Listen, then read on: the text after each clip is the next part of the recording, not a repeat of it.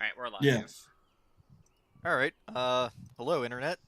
Whether we're, you know, YouTube, Twitch, Mixer, Cornhub, this is Erudis World of Wonder, attempting to be weekly D&D game where we try not to kill any players and try not to kill any NPCs. Let's see how well we do this week. So, let's get into this. To clarify, that's the DM not wanting to kill NPCs. Yeah, no, Alistair's a fucking dead man. I don't give a fuck what Alvar says. That'd be so Wait, what do weird. you mean? Zaris is killing your father. That's what I mean. Not before Alvar can. What do you mean? Yeah, don't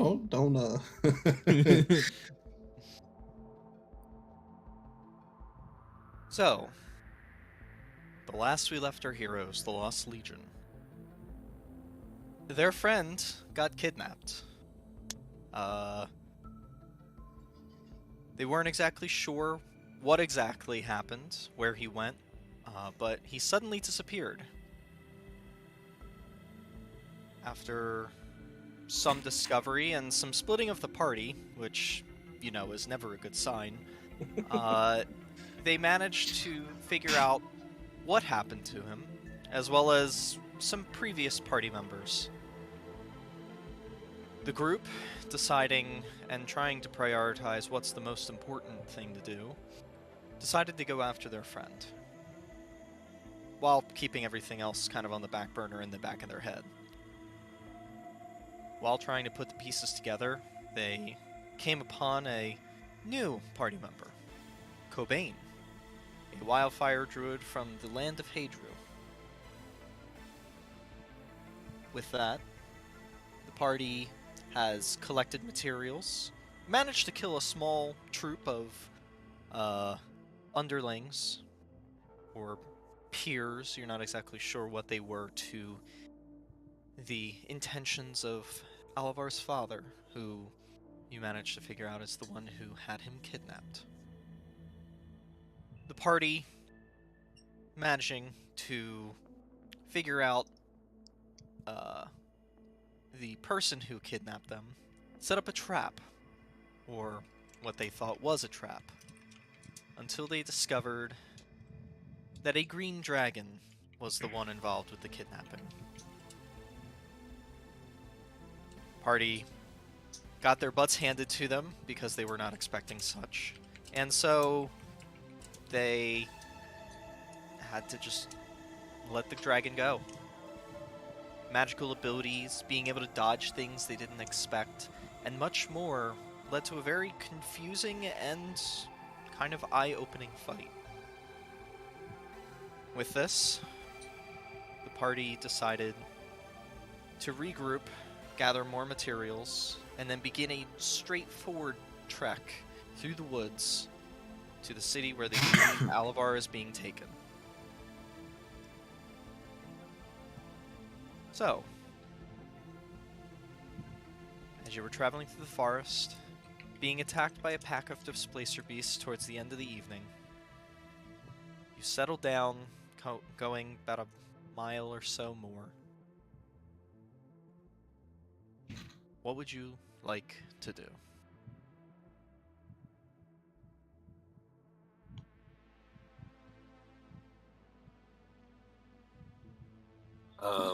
We were on our way. We were like, I don't know where we were in the forest, but I know we were heading towards Pop of Air, right? Yes, you were about 2 days through your 5. Let's see, 1, 2, 3, 4. It was about a week's travel, so you were on day 2, going to begin day 3, when you got attacked by this pack. Do I know of anything that can be harvested from Displacer Beasts?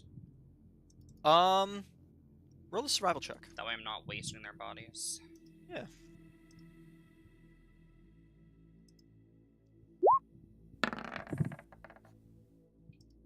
Yeah, so you do know that the tentacles, tails, whatever you want to call them, the venom in them is pretty, well, it's not venom, but the spines that are on the ends are pretty valuable. You also know that the hide of the displacer beasts are also pretty valuable too, used for cloaks and things that need to be silent or have innate magical properties to hide things. Can I see what I can harvest? Sure. Can I assist her? I'm proficient Sure. in survival. So you can either each roll 1 or one rolls 2. Here, I'm gonna roll 2. Oh, Okay, so we got a 19. No, he said he'd rolled double. No, Oh, no, you no. I'll roll as well. okay. I thought Sorry. you meant that. Okay. No, as well. Yeah. It's okay. You rolled Okay. higher than me. No, he rolled 20. Yeah, he rolled a Yeah. 25, didn't he? Oh no, No, he rolled 19. No, no, no. No, I rolled a 19. 19. You rolled a 20. So we got the exact same base roll. I just have a higher modifier. Alright. So you guys managed to pull off, I would say, let's see, how many were there? 1, 2, 3, 4 dead while you're waiting around for the cat to turn into a displacer beast that's been tied to Oh. the tree. That cat ran off. I Yeah. rolled a natural. I rolled a natural 1 on tying it. And you said Well, we no, could no, look no, back. you're still there. So at this point, you've just tied it up and you're beginning the harvest.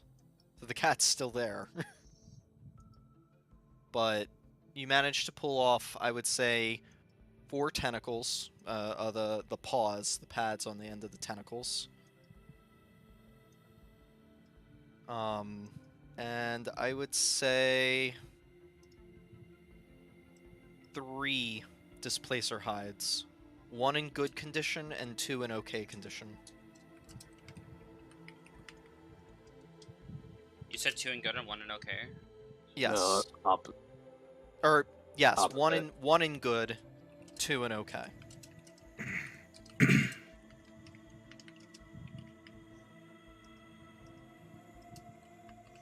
Alrighty.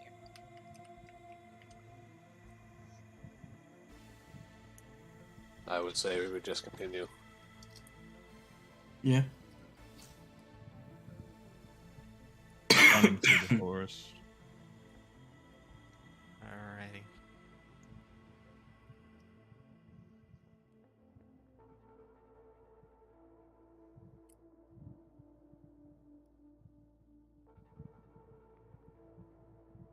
So, is there anything you want to do tonight while you settle for bed?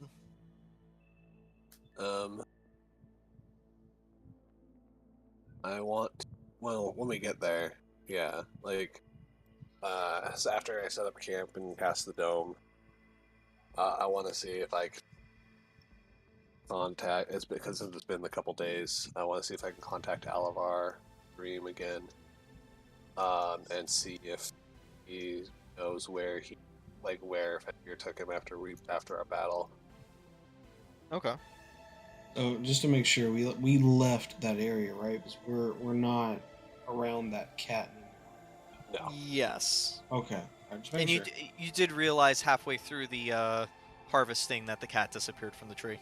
Okay. All right. Okay. So yeah, I'll set up the dome and then cast a dream, and if Alavar is not asleep, I will wait up to 8 hours to see if he falls asleep. Okay.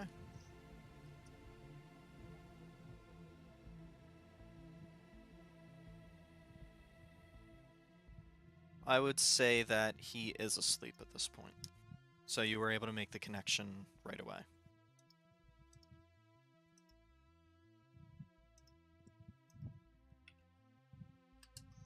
So, as your consciousness makes the connection, you fade into that same black echo chamber. Kind of a fogginess kind of around you now.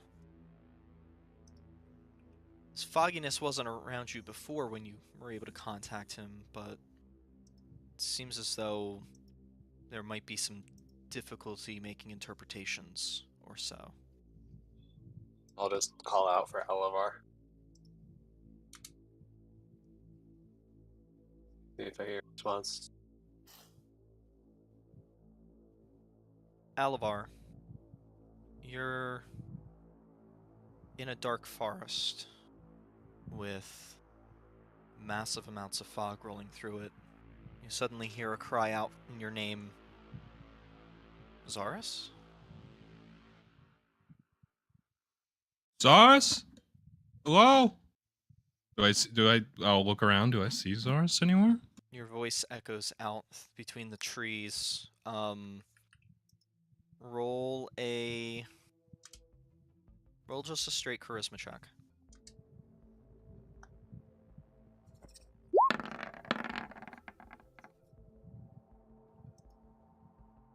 It's Alavar's character sheet. Yeah. And call out. Zaris, you don't hear anything.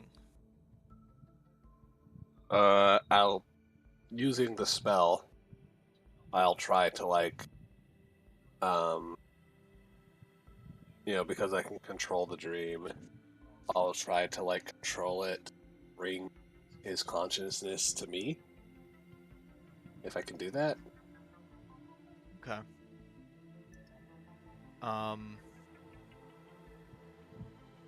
Okay. Alavar, you calling out into the woods, you kind of look around as you see movement in the mist behind you. And you kind of look around, kind of grab to your side, and you don't have any of your weapons or anything. It's just you and your plate mail. No shield.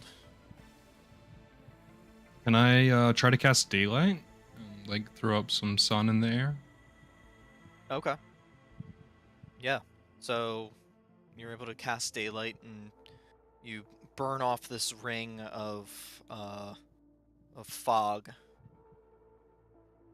But as you look past, you see this kind of dark, misshapen figure just at the edge of your daylight in the fog. Zaris, is that you? I'll sort of start walking closer. Okay. Kind of stands up.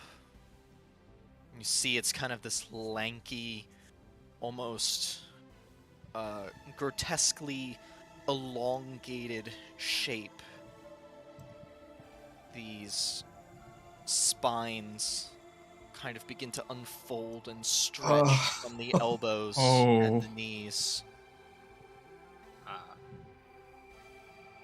Is this Shy Guy? Listen, that's not Zaris. I'll drop the daylight spell and try to extend out my hand, and I'm gonna try to cast banishment. So I'm not taking any shots here. Okay. You try to reach out, and you go to grab your holy symbol, and you look down, and suddenly your symbol's not there anymore, and you see the creature kind of lunge at you, its elongated neck almost stretching 3 or 4 times. You hear this kind of crackling of bone, almost as if it's hyperextending its spine. And you see it's almost dragon shaped, but it's not. It's just this stretched skin over bone, the eyes just empty sockets, this red glow appearing from them as this echoous scream from this cavernous opening in its chest bellows out in front of you. What do you do? he's gonna start. So all magic's gone. Source! And he's gonna start running the opposite direction. Yeah, I was saying, what do I see? What I'm trying to because I'm trying to like bring his consciousness to me with the spell. Does anything happen on my end? Yes, on your end, you see as you're trying to make the connection and pull at him, it's almost like a shadow world. You can't see the actual objects, but you can see as you're walking through the space, the shapes, what might look like a tree, a bush. You see a small grouping of rocks. It's almost as if everything has been coated in a layer of shadow, almost like something's blocking the light from your connection from being able to make any meaningful sense. Do I know anything that would like cause this? You've never experienced this with the dreams before.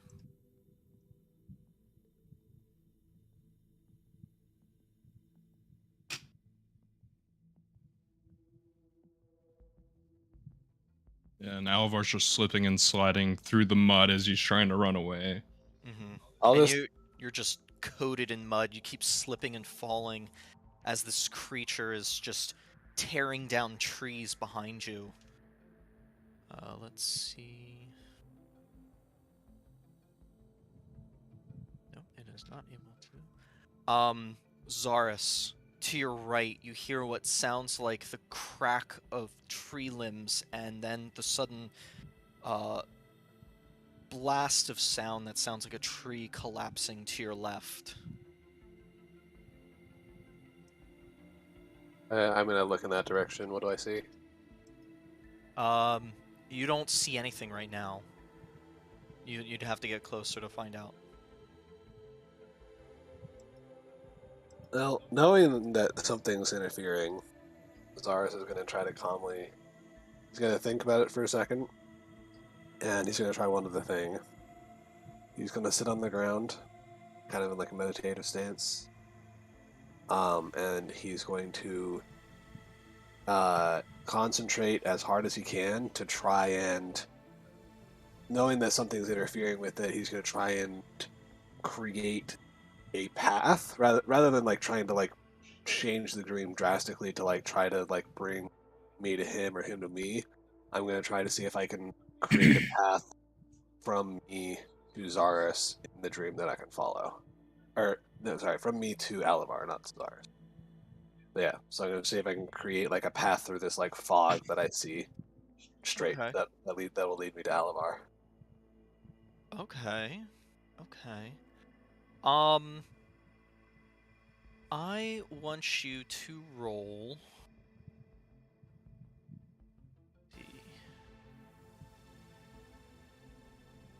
I want you to roll a.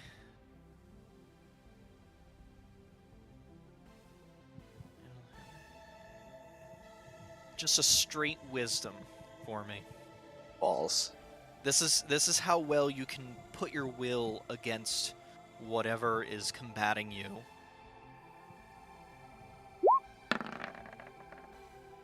Hey, 15. Okay. You managed to beat the roll. So you begin kind of extending your, not trying to make a connection with Alavar anymore, but trying to extend your reach out into the dream.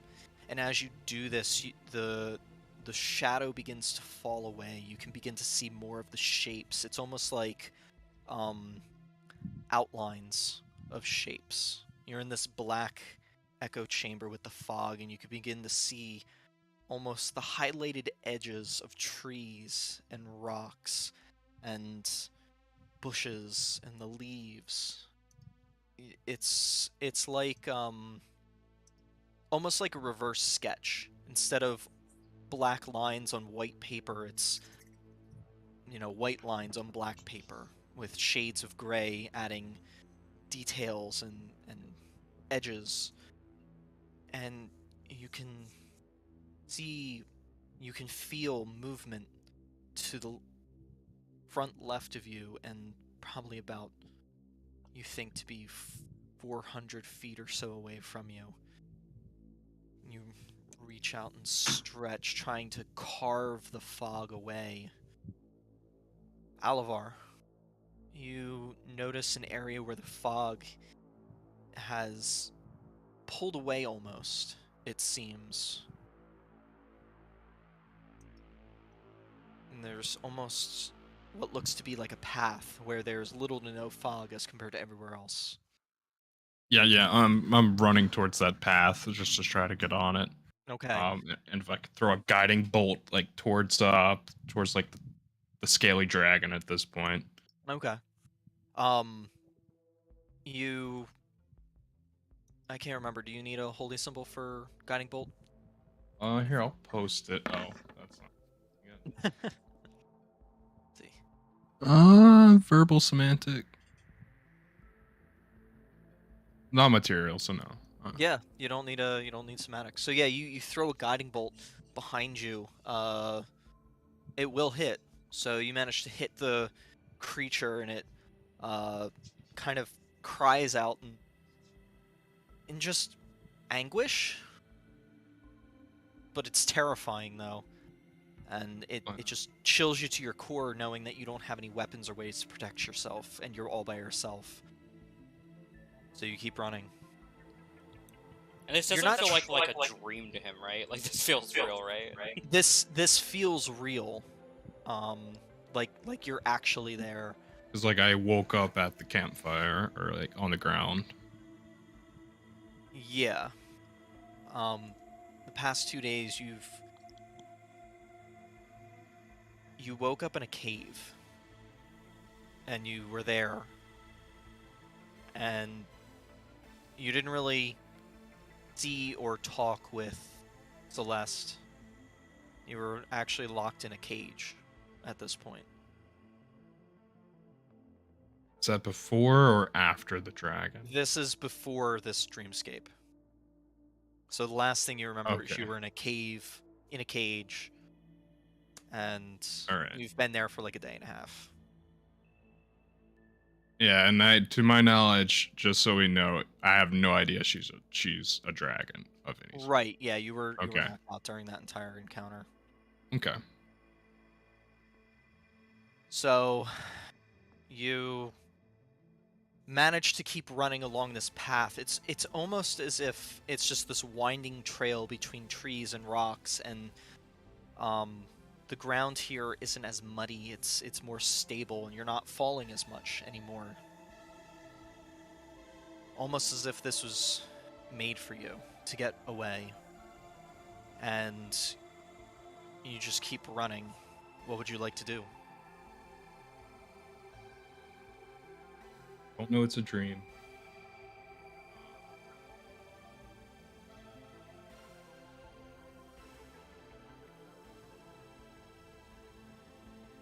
I'll yell out Thesaurus one more time. If not, I'll try to cast Sin. Oh, no, it's a material. No, never mind. Okay. So you call out Thesaurus again. I need you to make a straight charisma roll.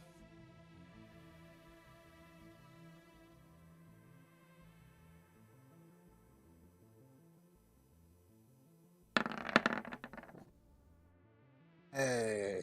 Thank God. Zarus, you hear almost in front of you, about 100 feet away or so, you hear Alavar's cry, and as soon as you hear him scream out Zarus, it's almost like this pulse where the sound was. You can see his shape. You can begin to see more of the details around the area around him just kind of pulse out, and you see behind him this kind of elongated, stretched out dragonoid shape that just looks skeletonized running behind him. I'm just gonna, yell, "This way! Over here, Halavar!" Alvars looks mortified at this point. Roll a charisma check, Zaris. Yeah. Okay. Alavar, you hear directly in front of you Zaris scream that out.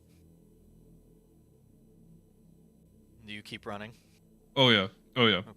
So you're running, running, and running, and you make one turn on this kind of windy path between the trees. The trees behind you still falling, the scratching and clanking of bone and dried skin and all of those things that you remember from the Underdark just clattering behind you. You suddenly turn and there's just this mirror in front of you. It's got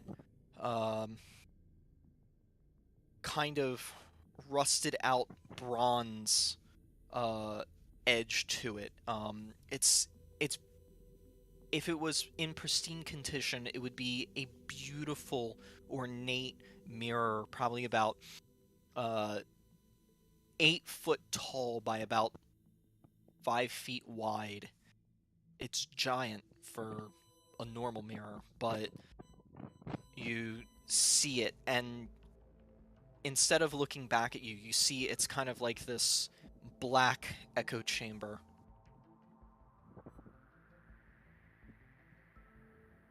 What do you do?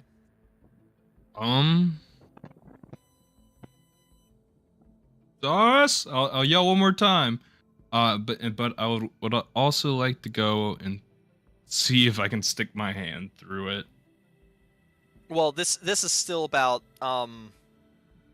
like 40 or so feet in front of you. So you're running towards it, and that's like at the end of this path. It's surrounded by fog.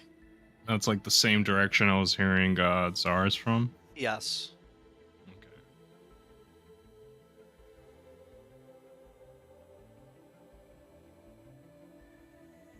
Yeah, I'll run right up to it. You run right up to it? Mhm. Okay. The dragon close, this, I guess it would be a Draco Lich, or, the skeletonized dragon form behind you. You run up to the mirror, you're within 5 feet of it, and you're still running. What are you doing? Does there seem to be a path going behind the mirror? No. You see the fog just kind of closed up around the mirror. There's maybe, a couple feet behind it, but it's only this mirror in kind of this clearing ring of trees. And Alvar's just gonna jump through the mirror. Yeah. Jump through the mirror? Yeah, we're gonna try to jump through the mirror. Okay. So you run and you kind of just taking a leap of faith. It's better than the Draco Lich behind me. Pull your shoulder in and you dive into the mirror, and as you go through it, it shatters.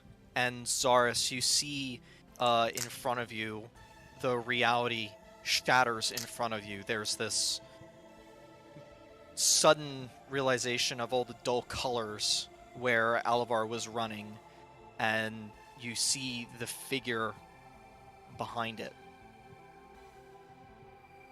And Alavar lands in front of you with all these shattered pieces of mirror, now actually colored like a mirror, sliding across the floor. You can see all the different little shapes of you and Alavar and the reality coming from through the mirror area. What do you want to do, Zaris? So Alavar is now with me, and I can see him, yeah? Yeah, it's almost like this doorway through to this other reality. And it's still open? Mirror thing? Yes, yeah, it's still open. I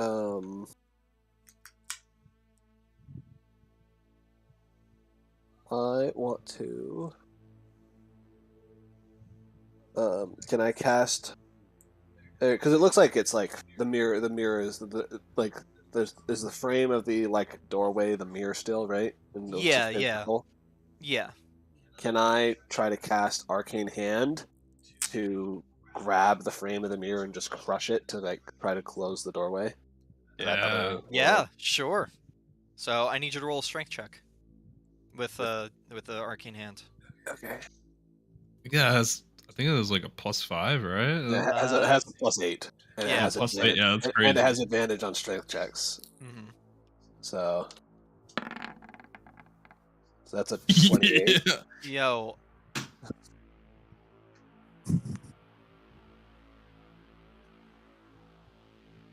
Damn, 28.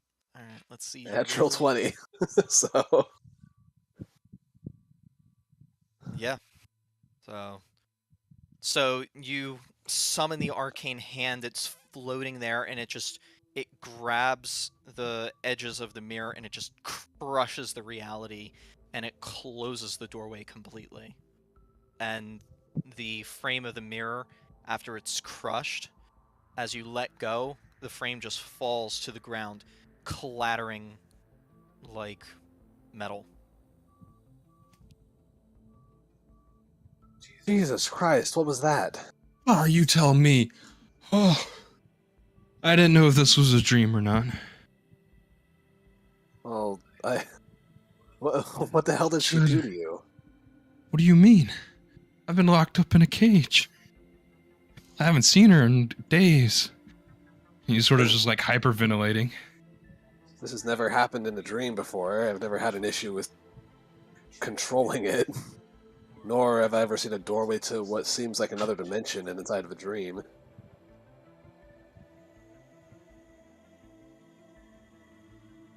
Either way, glad that you're safe now from whatever the fuck that was. I have no idea. Where? It's been a little while since I last contacted you, but what's happened? Know where you are? One moment I was on the back of the horse, and then I passed out, and I don't know how many days it's been, but I woke up in a cave. Currently in a cage, I think. Since I'm dreaming, I really don't know. She did take you to the mountains then. Fuck. I don't know if I'm in Hatfield. I doubt it. I don't know if you know. That What? the bitch that kidnapped you is a dragon. Dragon? Oh, very much so. We were able to set a trap and ambush her, not knowing that she was a dragon. We started, we attempted the ambush, and she just fucking transformed. And in the process of trying to kill her and save you, you realized, I think she realized it was a losing battle because she was outnumbered, and she just grabbed you in her fucking talons and flew off towards the mountains. But we're nowhere near as fast as her to chase her down. I figured she would have gone to the mountains to try to recover, so it makes sense that you're in a cave. Maybe that was her controlling the dream then, to some extent. I guess. I don't know. I don't know if she's caught on to me contacting you through the dream. It makes sense now, I guess, why my scrying didn't work on you fully. Because she might, being a dragon, I don't know everything, but being a dragon, she might have some aura that interferes with magic. But it hadn't extended to the dreams thus far.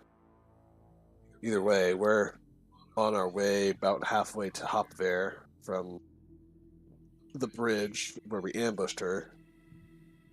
I'm fairly sure that that's where Alistair is, and I'm fair warning, and I don't know if you have any say about this. no mercy for your father, unfortunately. I'm going to make him tell us where you are and give you up. But no matter what, no any way I possibly can. I mean, I'd rather be the one to kill him, but If I'll save him for you if I can. another thing, I don't know if my father knows she's a dragon. So there might be that to it. Might be a power dynamic that he's unaware of. No idea. I don't know. Either way, I I just knew there was no catching up to her. There was no point in chasing her, so the only lead we had left was to go to Hupvir. I'll try to.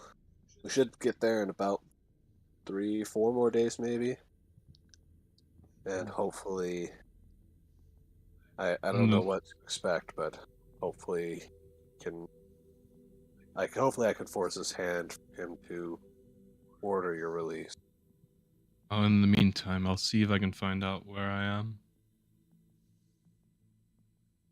All right, I'll try to contact you again once we're in Hupvir. I'll try to let any scrying go through, but I don't know if she has any effect over it. Yeah, she has some sort of interference for scrying at least. When I tried to scry you when you first went missing, it was all hazy. Kind of similar to this, but different.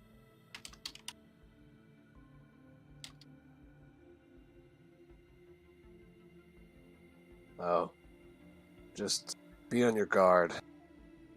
I'm in a cage. Yeah, but still, it's dragons. This is a new twist I wasn't expecting. Yeah. Well, if she wanted to kill me, I'd be dead already. Just be careful.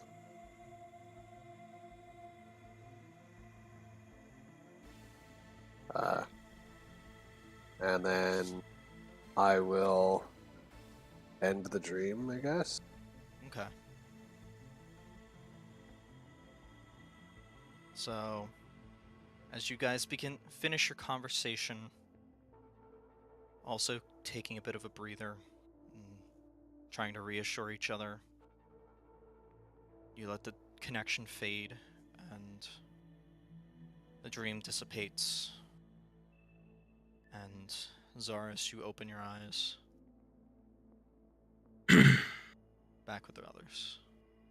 I'll be right back.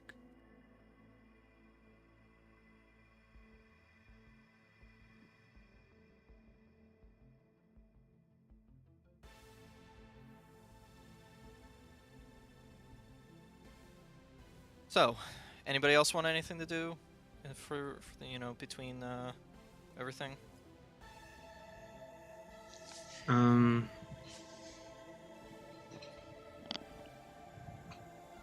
Yeah. I'm gonna like go over to like a tree. I'm gonna meditate. I want to try to summon one of my ancestors. I want to have a conversation. Okay.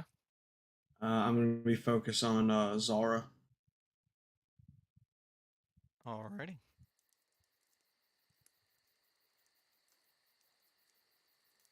So, you see, as you kind of just go by the tree and you close your eyes and meditate,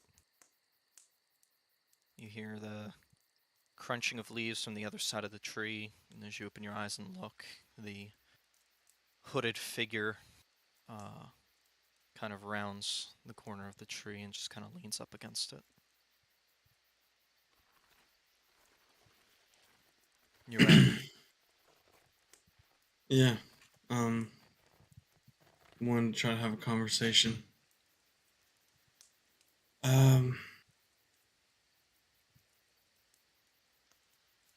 Zara, when you were alive, what type of things did you go up against in your life?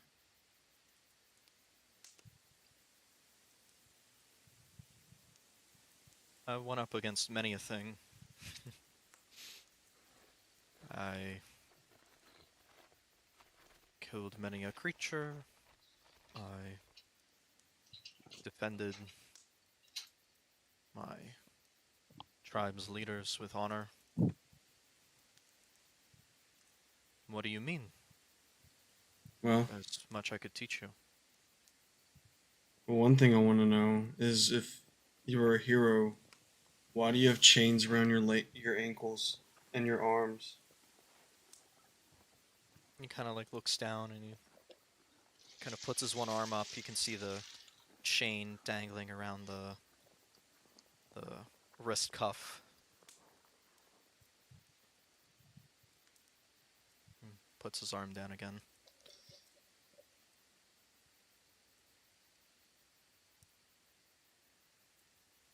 I wear these to remind myself, or at least I did in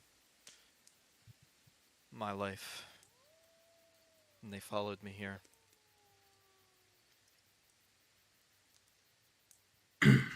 They were to remind me that no matter what I did, no matter where I went,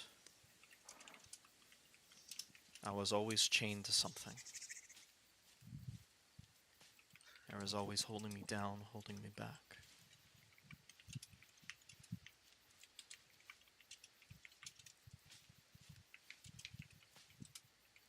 Is there a reason why you won't take your hood down?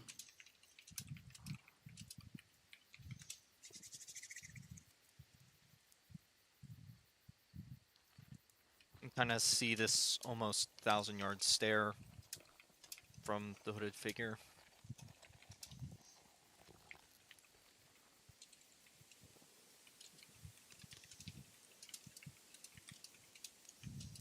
Honor? Disgrace? Even, maybe? It has been such a long time since I even thought of taking my hood down. I don't know anymore.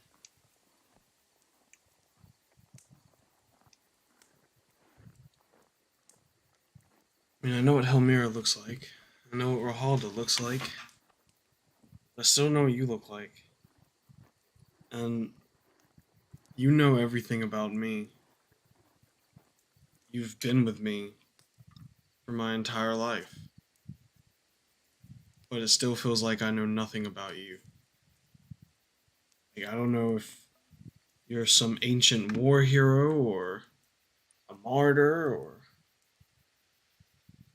what you even like to do when you were alive. I feel cut off from you, unlike with Helmira and Rahalda. Is there a reason why you're not telling me who you are? Is there some specific reason? Like, I don't know. I just feel like I am you, you are me, but I don't know this part of me.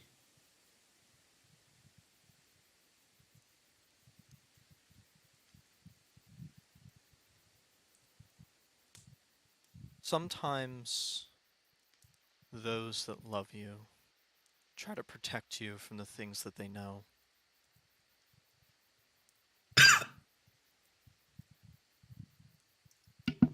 I don't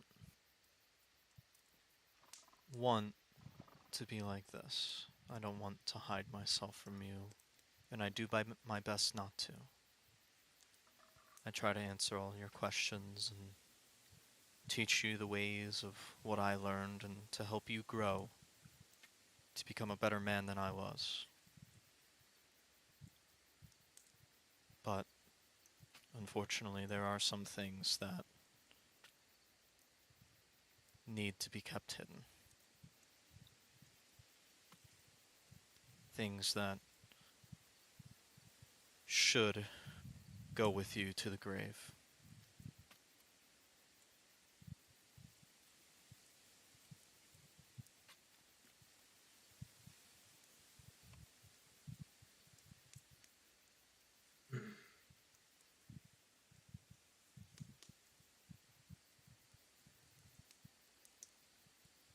I don't get it. I get it, but I don't. Like, I know you're important to me.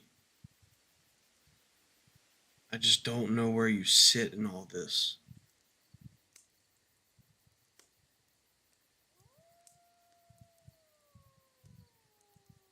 Think of it this way. Go ahead. Think of it this way. You have all of us to help guide you, to help you succeed in the things that you do. One shows you strength, one shows you compassion,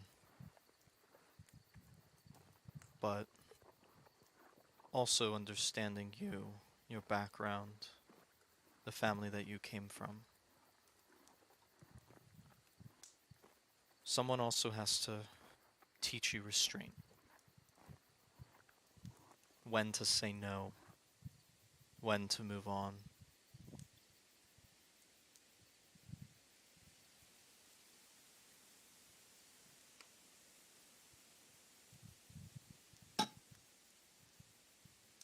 I know what you're going through right now, what you were trying to do. I can feel it in your soul. That is something that you do not give up on.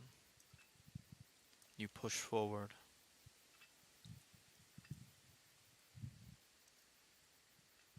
But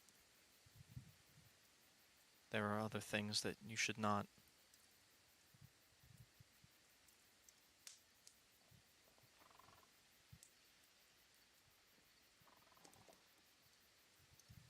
Some things are fruitless should you keep going.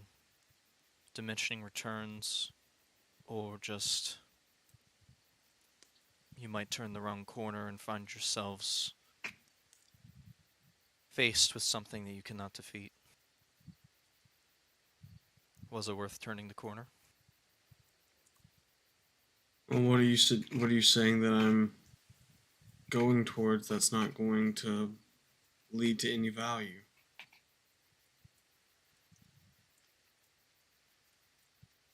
There's many things, and I cannot stop you on the path of which you are taking, but I can guide you to what might be the right choices, or what I believe might be the right choices. But you need to understand that there are things larger than you, and things that have been hidden for millennia, since the beginning of time, by creatures and beings much larger than yourself in physical prowess, as well as just the entity of which they are. Things that should be hidden away, never to see the light of the universe ever again. Things that are unfathomable and shouldn't exist, but yet they do. Waiting.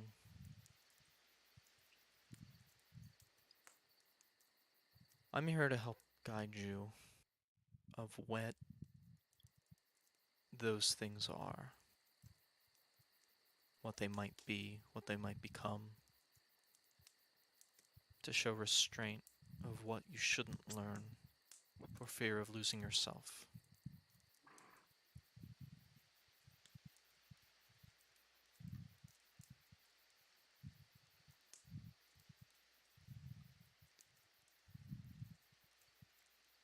I see what you're saying.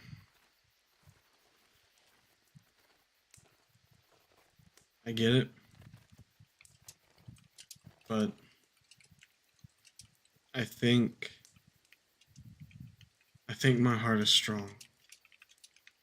I think my determination for what I'm going for right now is strong. And I respect what you're saying to me. But if I'm not being told something, if I don't know the whole truth, I don't know if I'll be able to make a valid decision. I'm not going to prod you, but I don't think I'm going to stop with the questions. I don't expect you to, and I don't hold you to. It's always good to be curious, but it is good to know when curiosity might take you over the edge.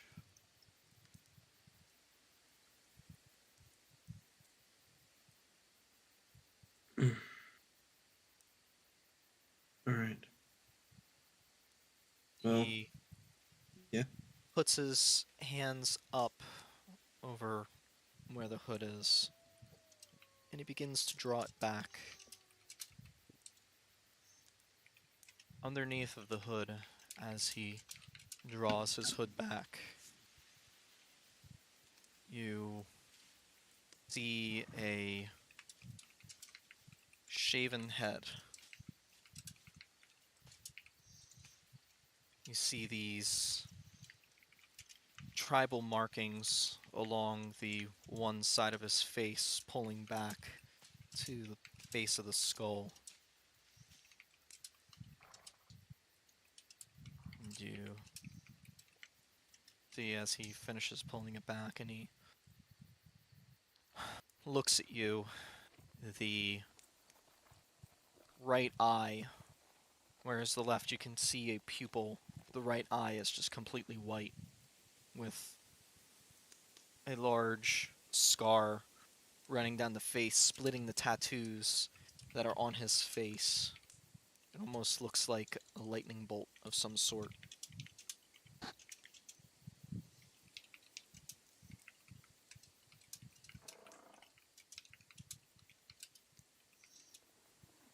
You were curious what I looked like.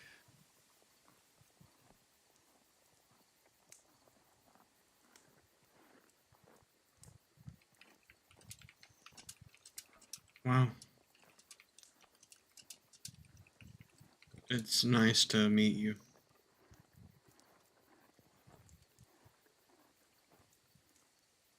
I'm glad I can be here for you whenever you need.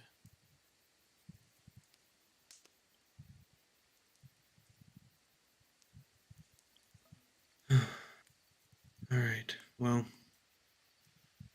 I think that'll be all for now. We're here. I know you are. And I release my hold. He just kind of fades away. And that's it for me. Alrighty. I did want to have a conversation with Gundor Okay. after I come out of the dream, and I guess I don't know if I would notice him by like the tree doing his thing, but I would just wait for him to come back to the dome and want to have a quick chat with as I enter the dome. I'll just Gundor, mind if I talk with you? Yeah, Zaris, what's up?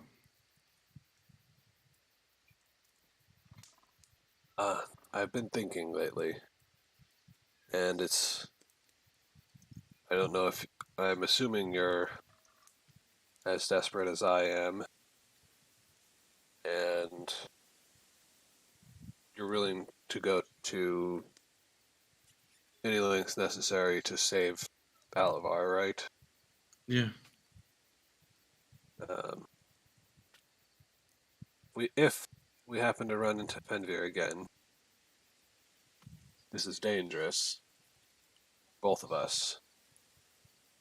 But I could, as soon as if we run into her, first thing we could do, I could dimension door us both right up on top of her, and as long as you can hold on, you can wail into her as much as you can. Yeah, that could work. I also bought this. And I pull out the potion of climbing. I had a couple ideas what I could try to do. I had this one idea of maybe if since at this point would you have told me that Alvar's in a cave? Oh yeah, I would have also Okay. just to skip that. Yeah, I would have just said everything I found out from Alvar. Okay. I had this idea of I still have these boat tokens. It's crazy, but I thought maybe I could climb up to the roof of the cave if she's not in there. And then when she's there, I could either throw a boat token down at her, or I can throw the boat token at the cave entrance to hopefully lock her in. Well, I'm assuming the cave that she's in, they're in the mountains, which we're kind of heading away from there. But we'll have to find out what Alistair is planning. But I plan I plan on dominating Alistair as soon as we get there. And I will force him to tell us everything we want to know. And do you really think that he knows much of anything? Because even she even said, oh, wait, no, we don't know that. Only I think Alvar knows Dallas knows that. About the part where like she says she's in charge. Yeah, only Yeah. Alabar knows Yeah. that. No, I think. Well, I said the power dynamic might be not what Yeah. he thinks it is. I So think. you know there's some kind of funky stuff going on potentially, but Okay, okay. Like there's a chance that she's more in charge and he might not even know. Like plus with us going to see Alistar, I really feel like Zod should be there for that. It's You mean I Alavar? oh yeah, my bad. Alivar. I really feel like Alivar should be there for that. I don't think that's something we could do without him. Well, what else? I mean, we can't chase down a dragon. Well, I already if told we you I can track it. Well, at this see, point, I probably can't in case it's rained, but I mean, we could try to track it. I feel like maybe going back to the mountains would be the better idea. Um, I think at any point we could go after Alistar, but I think we need to go after Alavar. I think that going after the dragon would be a better play, especially if we get it in its cave. And if the cave's not super wide, we can maybe trap it in there to where it has to fight us.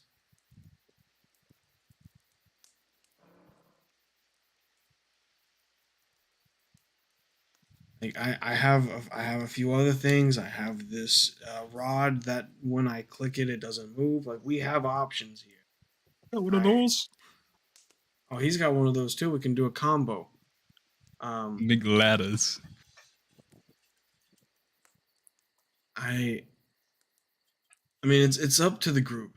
Whatever the rest of you decide, I will go along with it. But I don't think going after Alistar is the right decision. I really feel like that's something for when Alavar's here. Well, I mean, How attack. far away is Hatfilia versus the mountains? I think we're like days away from Hapvir, whereas the mountains were kind of far. If it is oh, sorry, country accent. Well, if it is, if it is closer to go to Hatfilia, we should go ahead and go. If it's closer to go back to the mountains, maybe we'll be better off. I can't teleport us to the mountains, but I can. I mean, after we get to Hopvir and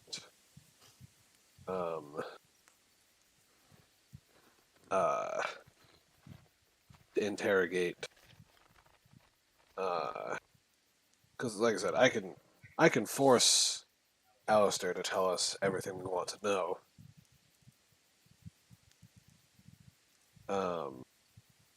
And then I can teleport us back to Gunsteiner, and that's pretty close to the mountains.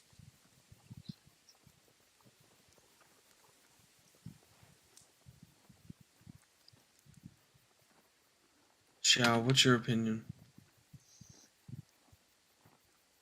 I think that going after the dragon is the better option, personally. I agree. 'Cause I mean, imagine what happens if we get to Alistair and we can't even make it to him? He might be gone by the time we manage to fight our way through it. It just seems that a much more peaceful option with, well, less people dying would be going after the dragon. I don't care about peace. I'll kill whoever I need to. Well, I don't think that you should be killing anyone right now. and honestly, if the dragon is backing up Alistar, or if it's in reverse, I feel like if we maybe went after Alistar at some point, if we don't deal with this dragon, he's gonna have whatever forces he has and a dragon. Which if we try to go and take care of the dragon, Separated. that's gonna separate him. That's gonna cut down his power. Or her power, whichever it is. Cut off the head, the snake stops moving, or start cutting off the tail to get to the head. Always a bad idea. This is what they taught him, and that's what they did.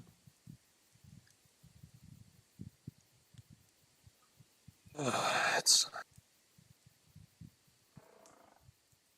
It's a gamble.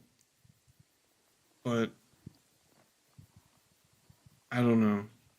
If he's in a cave, which isn't that irregular for a green dragon?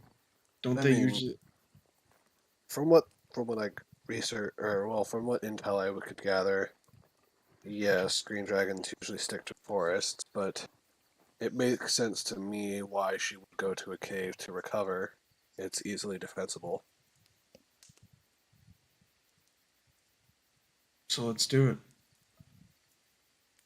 There can only be so many caves in a mountainside. From remembering from the information I got, did he say what? How many caves did he say were large enough to hold a dragon in the mountains? Did he know?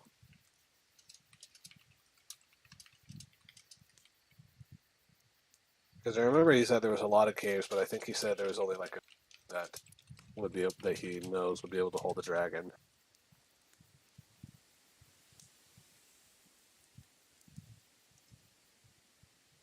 Anthony? Um. Oh, okay. I thought you were muted. Yeah. No. I'm. So.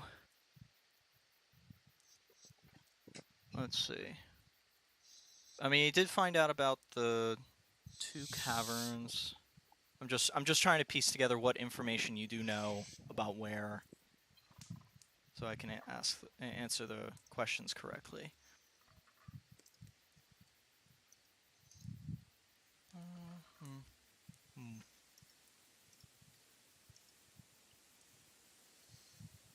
Okay, so what exactly are you trying to find out? Like, Well, I'm just trying to remember, because I know that I had Blossom stay and gather information, and then told me everything that he found out. yes. Um, So I you know. I just want to know how many caves are in the mountains that are large enough to hold a dragon. yeah. So um, you do know when you were talking to what's his face, there's like some caverns to the south near Squirrel Holt, where there is a known dragon. Um, but there's also a large cavern network up by Dem Werham, but those are mostly like known and documented. What you were able to find out was that the cavern systems up to the north, although they're documented, most of them, there are probably crevices and cracks within the mountains that have not been discovered, or, because they don't have a security issue with them for Dem Werham, they don't they were never categorized.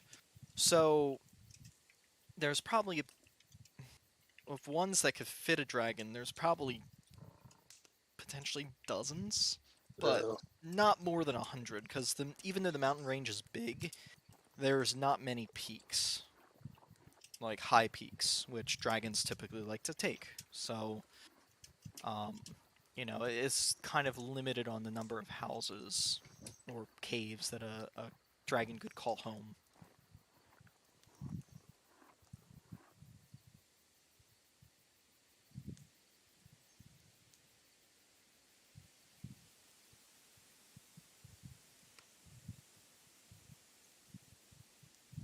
As for location, nothing was ever really described in like here is a location of a cavern that would fit a dragon. A lot of it is kind of like, well, we know there are, but we don't know where. got it.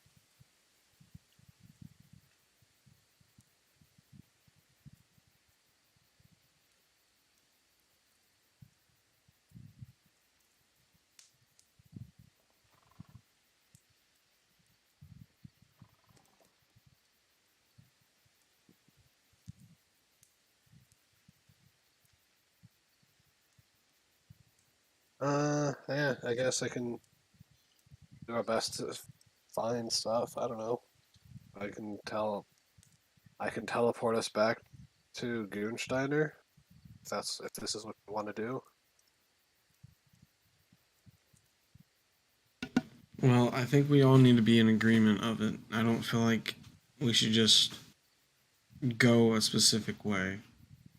I think me and Shao are both in agreement of going after the dragon.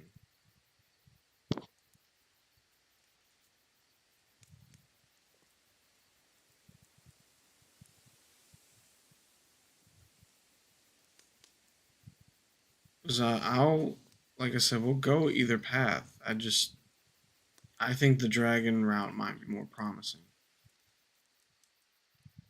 personally.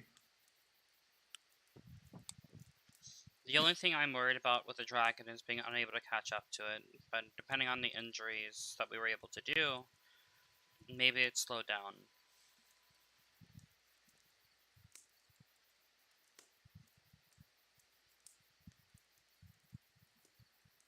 Zars, do you want to give it a shot? Um, I just don't see promise going to Gunsteiner, because by the time that we get there, well, by the time we manage to fight our way through, his dad is likely already gone.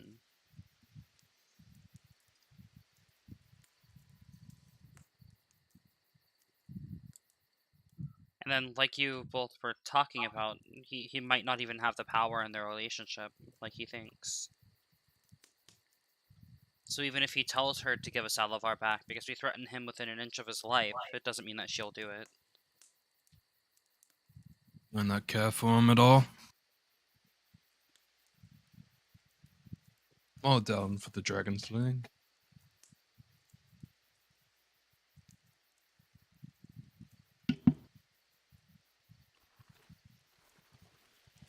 It's also the path in which less people die. That is true.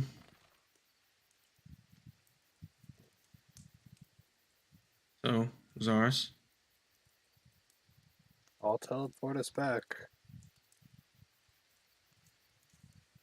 Or try. Teleporting to? Goonsteiner, closest place I can. Weren't we already heading towards the dragon's area? I thought that's what we were Were we? doing. I No, thought we we were were trying to. tracking. No, we were heading to Hopveer, which is the port city that Alistair is in. Yeah, you guys were on Um, your way to Hop Fair. I You're mean, about would it? halfway to there at this point.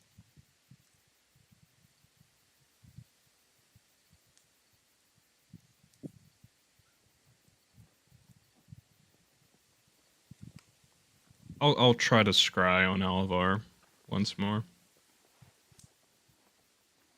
Okay.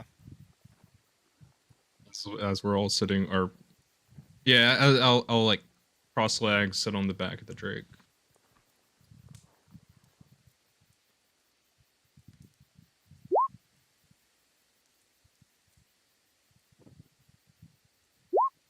Alrighty.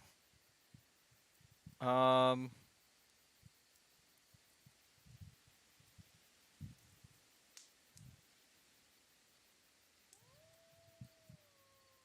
Let's see. Just because I'm Oh, trying to. Yeah, yeah. I'm pretty sure Alivar has to make a save. And Alvar told Zara that he would let his guard down to any scry. Oh right, yeah, he did. So. Okay. That's dragon magic. Takes over. Voodoo dragon magic. Magic, some scary shit. Yeah, still. Let's see. Can a target willingly fail to save when it comes to scrying? That is a Yeah, good it point. can fail the saving throw voluntarily if it wants to be observed. So, Alivar can. Which I figured he would. Got nothing to lose in that cage. Mm-hmm.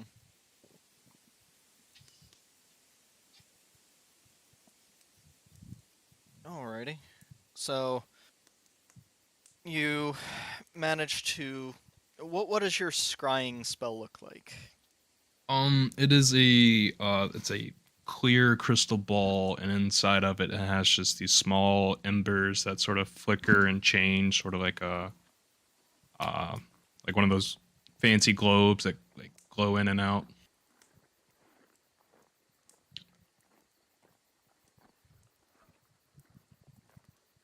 Okay.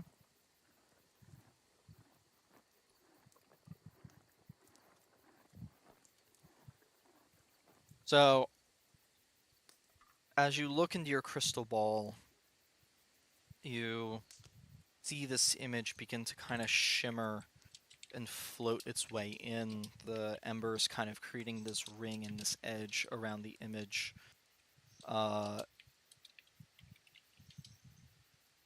The area is dark, and even though there are lights, they're very far off and they flicker like oil lamps or something. You see iron bars like a cage, and you see Alivar just kind of sitting there. Just kind of like arms hooked around the knees and just kind of like sitting against the one edge, just kind of waiting, Okay, looking around. and I can't see any like light coming through besides the lanterns, right? Yeah, yeah. Can I try to listen in to see if I hear any like distinguishable sounds? Sure. Let's see if this event happens while you're there. Remind me to never get a large coffee from Dunkin' Donuts again. I never finish them. Should just get a medium from now on. It's just so much You- fucking coffee, dude. Like, who Man, drinks this send it much my coffee? Send it my way, man. I'll drink it. It takes me a whole day to get through a large from them. Yeah, it's fucking, like, crazy.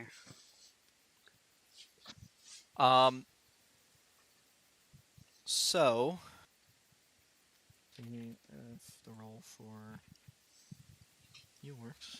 Okay. These suck. So, Yeah, it's old fashioned. Yeah, it sucks. You can have that one. I took one bite out of it. As you're observing, you see movement outside of the cage. As you kind of look out, the movement looks humanoid. And as it gets closer, there's something that you notice. Roll a perception check. Well, no, we'll say that perception check is able to observe it. There's almost like this distortion, this lens distortion that happens as the humanoid figure walks up to you.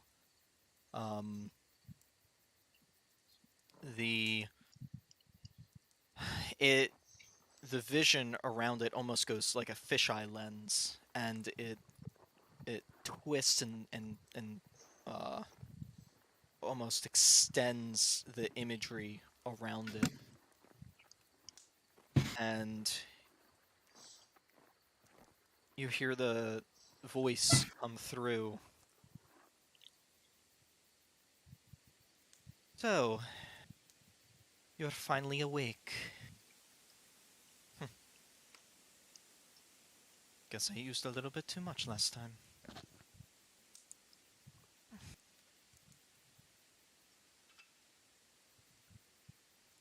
How'd you sleep?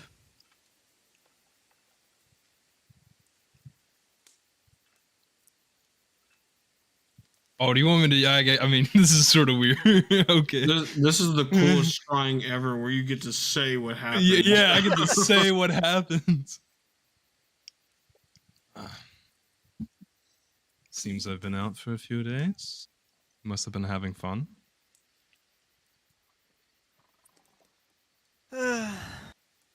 Yeah, fun is one way to say it. Paid your little friends a visit. Yeah. So I heard. So, what are your plans? Am I just gonna sit here in the cage and for weeks on end? Oh, that sounds boring. Also, I don't want to upset your father. So, we're going to be taking a little trip where your father is now, and we'll get to the bottom of all this. I guess it's coming to the end of the road, unfortunately. Did we fly there? Just look her dead in the eyes.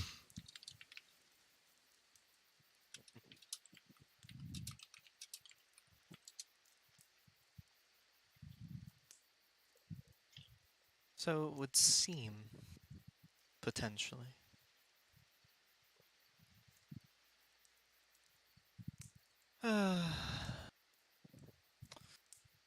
It's unfortunate that you are so close with your friends. And it's so unfortunate that not all of them lived. Oh well. I guess the next time that I visit them, I'll have to kill the rest.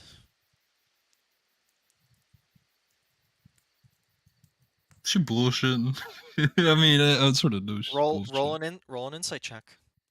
Zars would have mentioned. I mean, okay. Maybe I wouldn't have. Okay. Insight.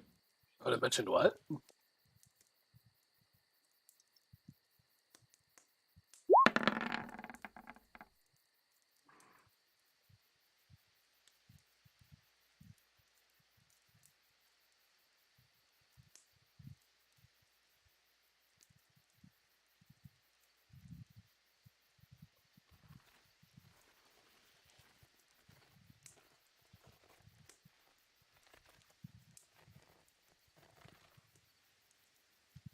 She might be telling the truth, but she might not. I mean, you talked to Zaris, so he's alive at least. Zaris didn't mention anybody else was alive, though. funny. I figured you'd be missing a lot more limbs if you actually managed to kill one of us.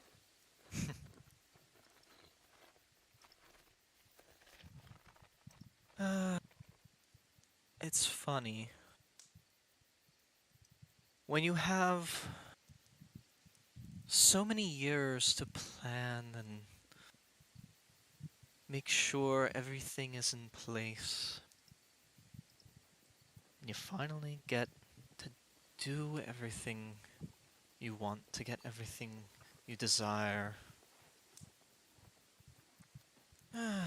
How little nitpicky worms can writhe through the apple that you're trying to eat.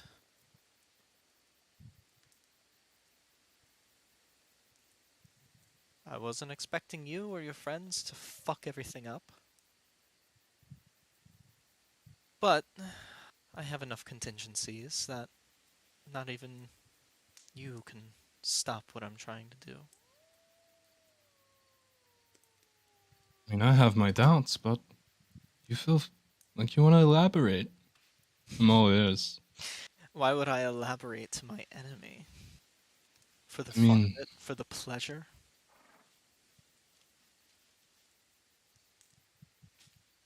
You think I'm one of those idiots that's gonna pontificate my entire plan and then watch it as you rip it all away from me? Yes. I mean, Yes. yeah, yeah, out of character.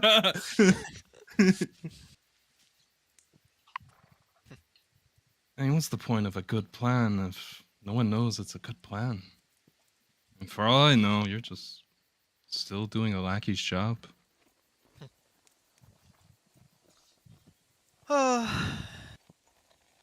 Not for long. Pretty soon I'll have everything that I want. Not even your father can stop me.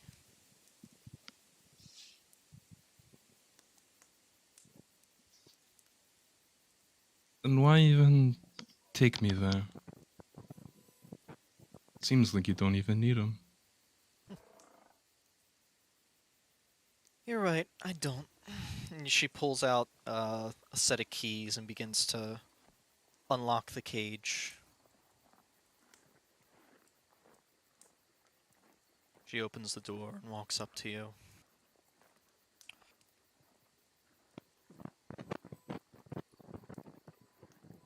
She kind of kneels down to you.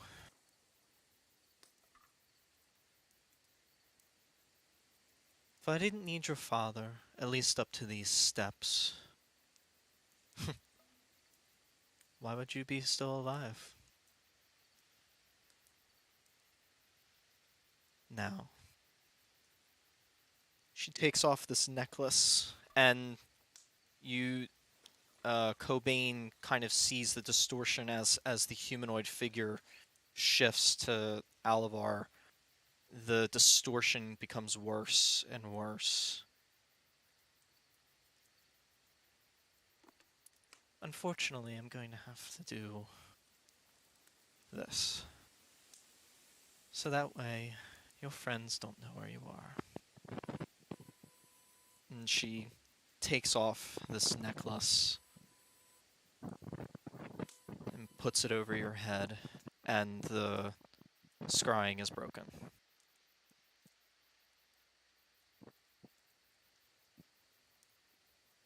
But Alvar knew he was being scryed on, correct? He could feel it. He had this kind of sense that somebody was watching him. But as soon as the necklace goes on, it disappeared.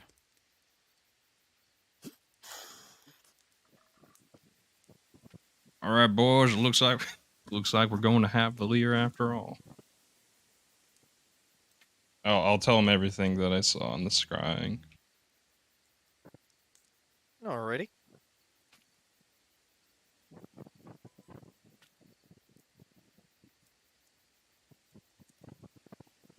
Apparently, my audio dial like went all the way to my browser, so I wasn't able to hear like the last 3 minutes. I thought that everybody Okay. was just being super quiet.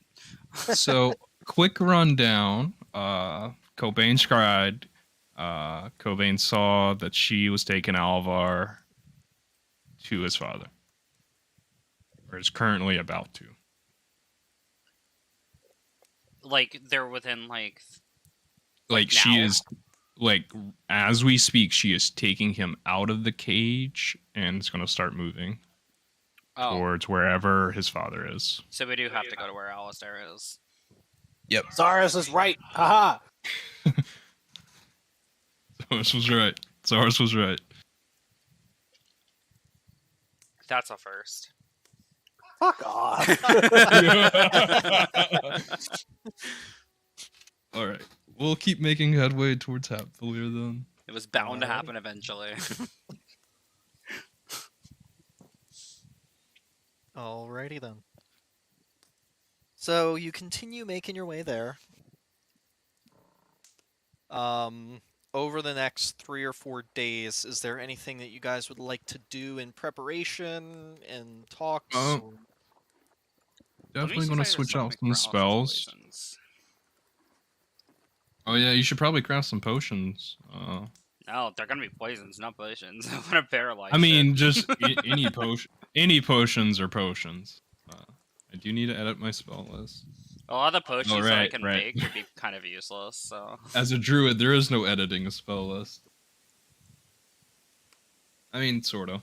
You just choose which ones you want and which ones you don't. Yeah. It's a little different from cleric.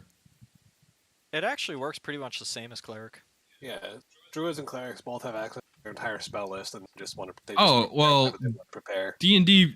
Oh, okay. Well, fuck me because Roll20 made me select Roll a 20 does number of that. spells. Yeah, Roll 20 does that for every class. Then I'm missing a lot of spells, guys. Yeah. oh shit, I'm out of Doomstool. Yeah, because the three classes that have that, it's paladins, clerics, and druids have access to their entire spell list, and they just prepare whatever spells they want on at a long rest. And then the other classes, wizard, sorcerer, and warlock, only know the spells they know, and bard. I think I bought you stuff for like poison resist stuff. Didn't I last session? Yes. Oh yeah, A lot of we have a lot of stuff for spells that I poison need to resist. add. But I was looking to see if I had any stuff for paralysis, but I might have Imp Stool right now.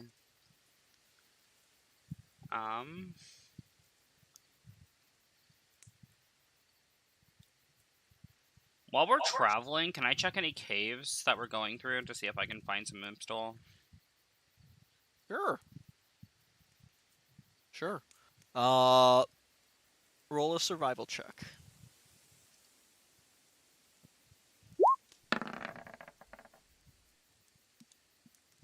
All right. I would say along your travels, you are able to find 3 doses of Imstool over the Okay. course of the 3 days, 4 days that you're traveling. Okay, and then I would like to combine those 3 Imp Stools with 3 Canis Roots. Alrighty. And 3 Vitriol, putting me down to 1 Vitriol.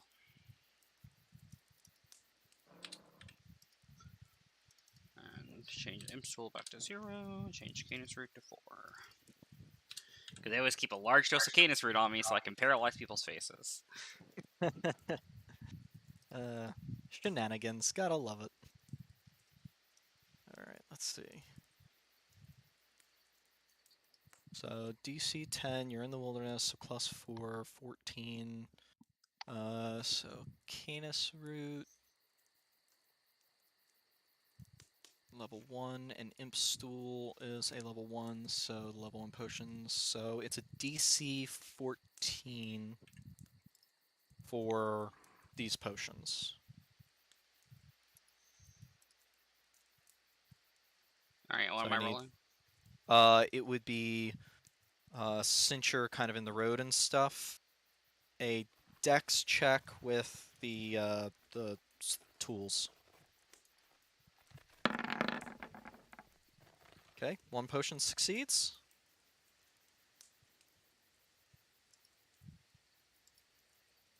You need to roll 2 more. 1 for each Yep. potion.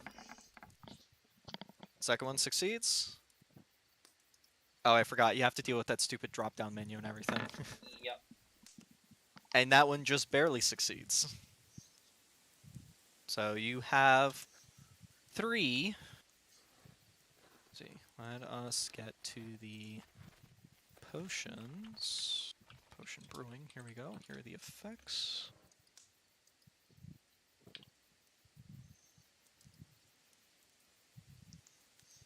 So this is a poison of paralysis.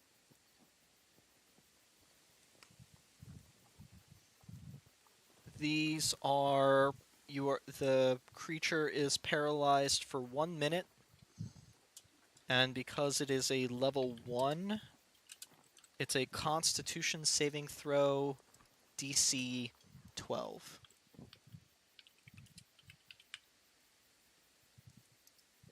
DC 12. Okay, and then I'm going to make the poison resistance potions using the elf ears and the troll fat. Alrighty. So I can make if I'm- 3 of those. Yes. And then I am also going to make 1 damage health poison Okay. using a nightshade.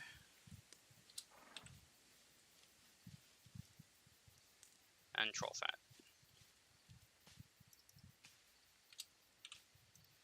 And then I was using 3 troll fat for poison resist, and then the 3 elf ears. Are these all dex checks as well? Yes. So these are level 2 potions. You're in the wilderness. So these are going to be DC 16 checks for all of these. And all dex checks. Okay, and the poison, is that using the poisoner's kit? I forgot that I had that, because I have a poisoner's kit and an alchemy tools. I'm proficient in both, so it would be the same rule, but... Poisoner's kit would be for extracting natural venoms and, Got it, and okay. natural stuff, while alchemy is creating. All right. Success? So do we have poison resist? That's what I'm making right now. Just success. Okay. I do have the spell protection.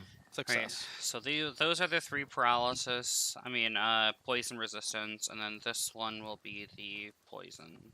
So overall, 1, 2, 3, 5, 7, 9. So 9 total hours of potion creation are required for all of these. So if you're traveling for 12 hours, yeah, you can still manage to get all this made. Alright, and what level of poison resistance was this? This would match those other ones. These are level 2. So, let's see. Is that the 1 hour one? Or is the 1 hour the level 3 ones? The 1 hour is the level 3. So the level 1s are 30 seconds. And the level 2s are 1 minute. That's so weird, because like the ones that are like produced on like a normal level are an hour.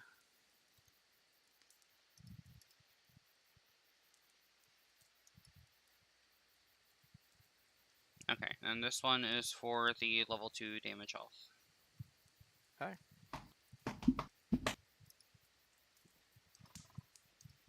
How does a damage health potion work? It does damage. Natural 20, nice. So what ingredients were you using for the damage health? It was the troll fat and what was the other level 2 one I was using? I already subtracted the ingredients, so Okay. where was it? Oh, also, next to those 3 resist poisons, I want you to put a star next to it.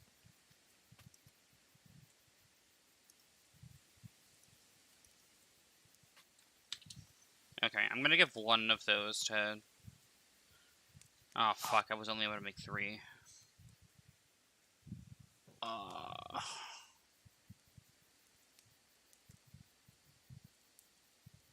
Gundor, how confident are you in taking a hit from poison? I think I'll be okay. I have my healing hands ability. It will, I believe, nullify the poison effect. Alright, I will give one to Cobain then and one to Zaris. I Poison mean, resist? Yes. I would rather Gundor, you can keep it. I can protect myself against poison just fine. Against poison Okay. damage? Mm-hmm. Okay. So yeah, I'll give it to Gundor then. And put an asterisk next to those ones. Oh, I guess it was just a level 1, because that's what the... Wait. The 3 that you just created, the ones that'll last for a minute. Yeah, I'm talking about for the poison now, because Oh, I was using Troll Fat, which is level 2, and I'm trying to figure out what the other one that I subtracted was. But I used my last vitriol.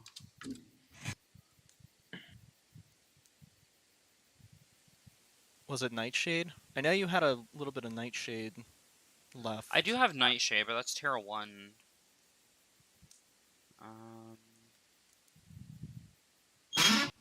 Now the thing is, you can still create tier 2 ingredients. You would just need to boil down 2 tier 1 ingredients into a tier 2, like essence. I didn't know I could do that. Otherwise, I would have just been buying Nightshade in bulk. Yeah, I would have just been increasing the potency of my ingredients if I had known that, motherfucker. Well, I'm out of vitriol now, because I'm using that for the poison. Yeah, I guess it would just be level 1, because I can't find my other level 2 damage health ingredient. So I'll boil the 2 Nightshade down into a level 2 essence, I guess, and then I'll combine that with a Troll Fat for the level 2. So that will require a roll. Yep. You're essentially creating a level 2 potion. Or a level 1 potion roll.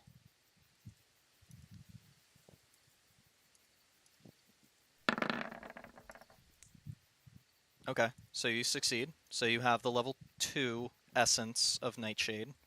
And then I'll say, with that first roll, the 22, you combined the essence and the troll fat into a successful level 2 poison. Okay. So that is 2d4 poison damage and is poisoned.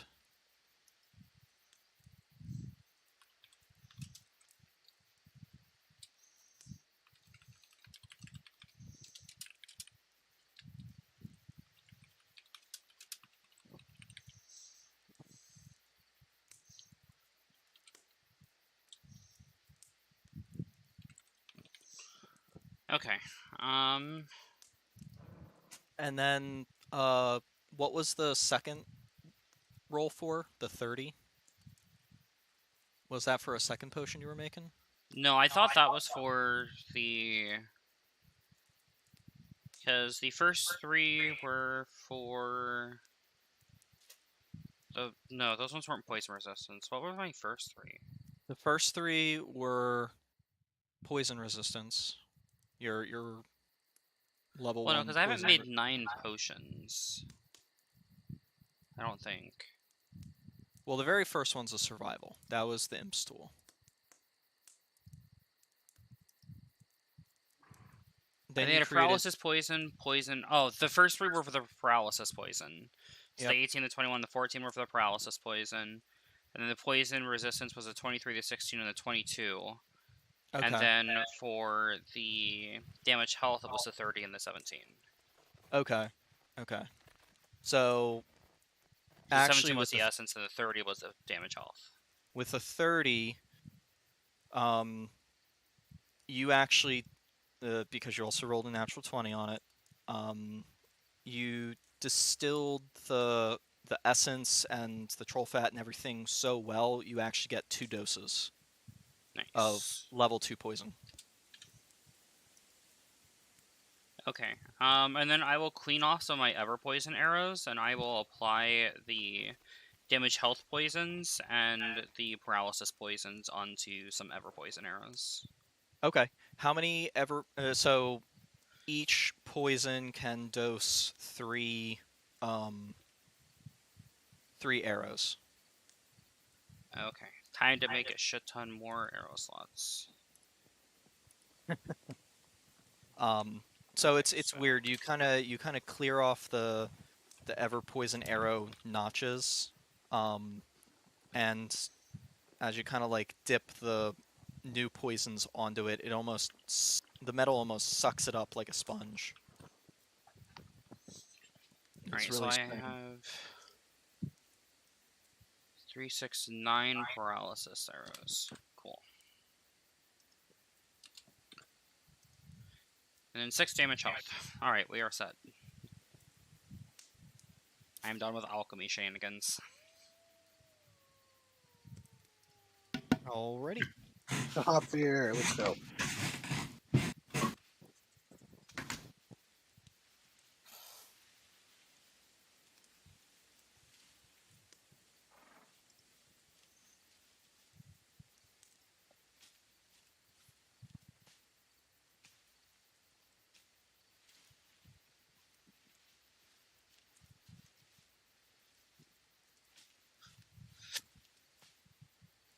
Alrighty.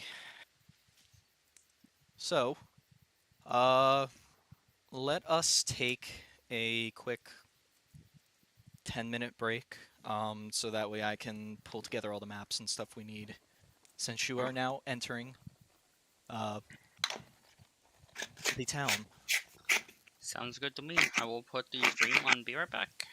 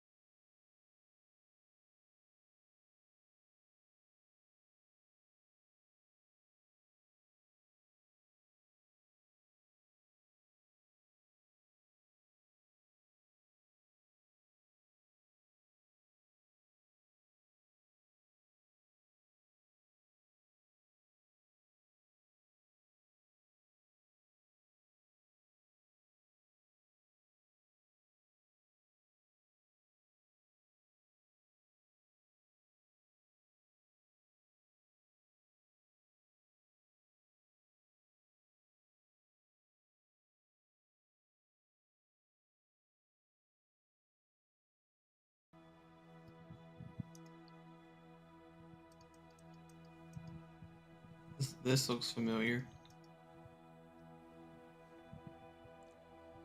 What do you mean, Mark? Oh, just the map. It reminds me of the of the maps that Anthony used to make for when we first started the campaign.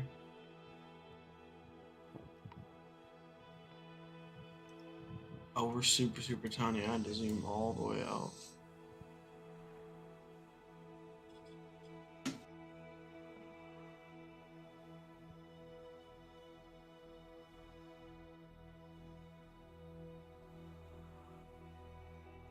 Oh, Alavar's here? Oh, wrong one. Sorry. Matt Cobain. No, it's an astral projection. It's okay. Yeah, yeah. Yeah, like Pike. I'm helping. The hell is he? Oh, here he is.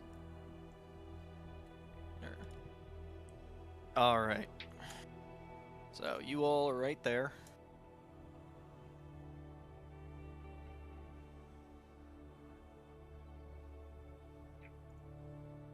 You guys are probably about 5-10 feet away from the opening of the road going into the town.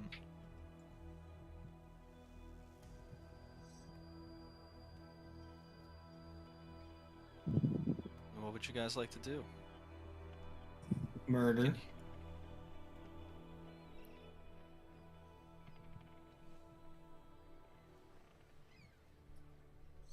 Aren't death and destruction the only options? This is where we change our alignment or our non-alignment. Head into town and see if we can find the docks.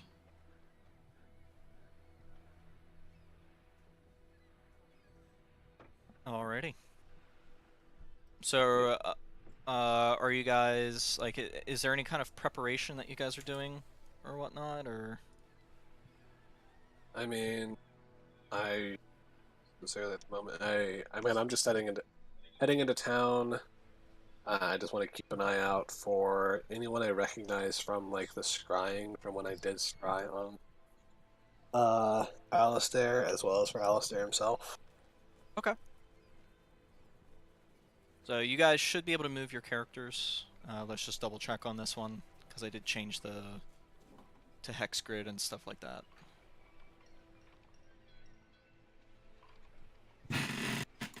Yeah. Okay, cool.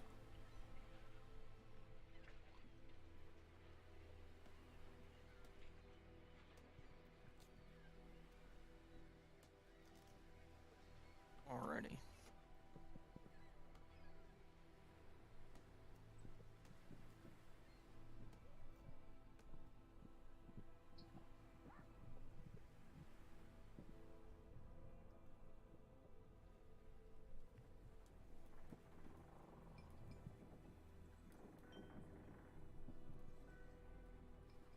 Alright. So you guys head into town, are looking for the port. Make a perception check for me, Zaris.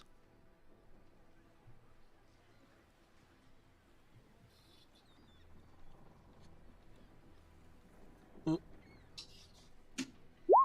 we go. Okay.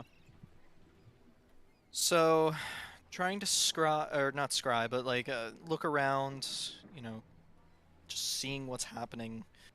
You don't necessarily see anything in particular. Nobody is pointing out to you or, you know, raising any alarm bells necessarily. But this looks like a pretty rough and tumble port town, you know. Many of the streets are poorly cobbled.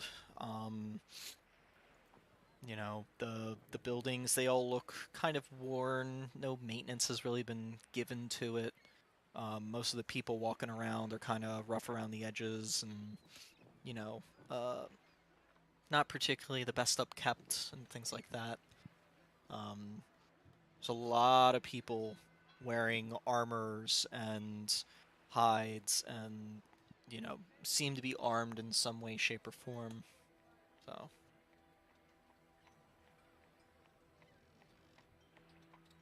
But I don't see anyone that I recognize.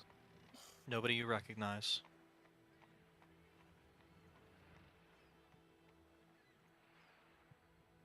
Um, Down Does here's the it- docks. Oh well. yeah, down here is the docks.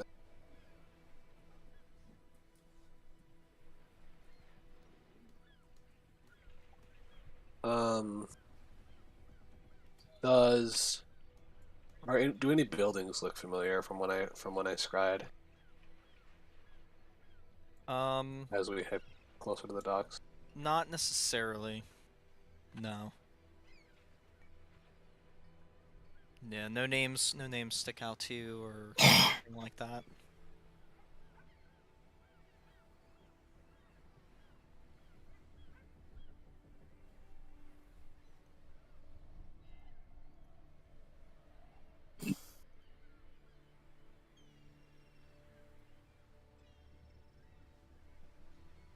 Uh,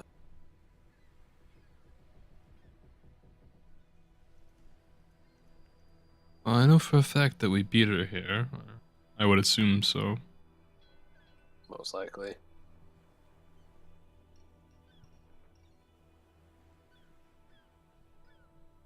Let's go. Let's go walk the dock and try to not look too conspicuous and see if we can get the feel for the place.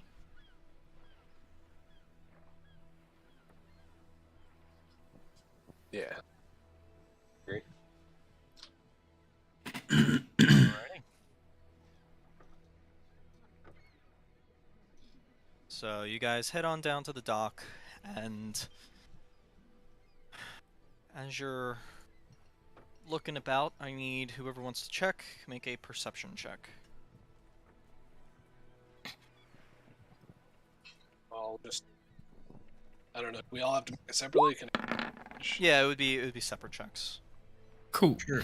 I would like to do one.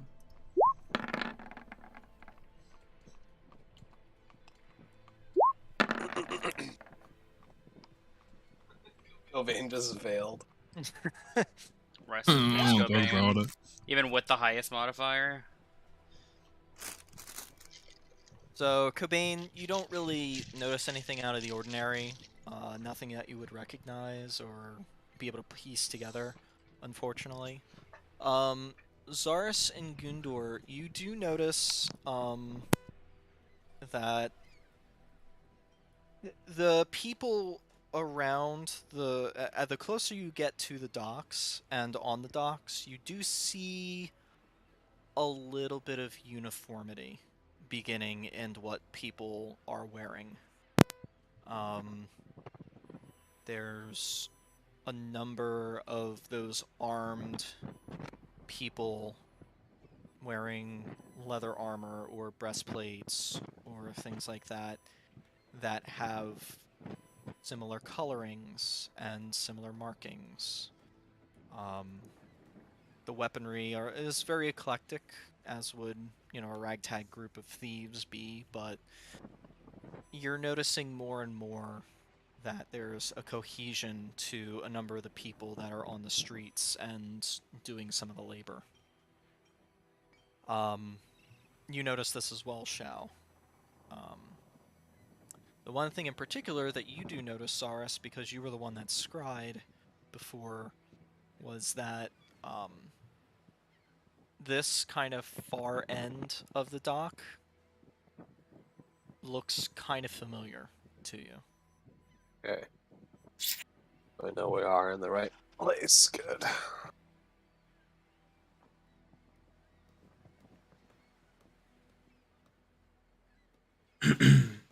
Is it just me, or does it seem like a lot of these people are wearing similar colors?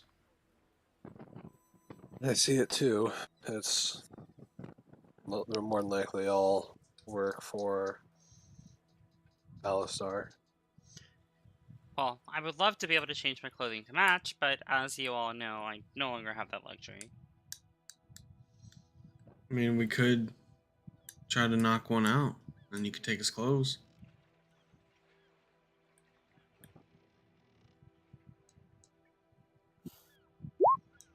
Oh, I'm sorry.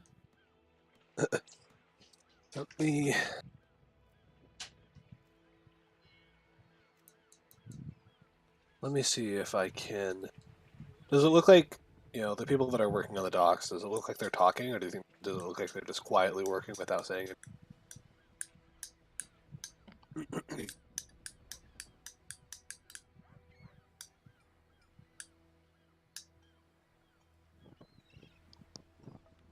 Yes. As you're walking about, you do notice there are a couple of eyes on you. Cobain specifically, you recognize this. And so does...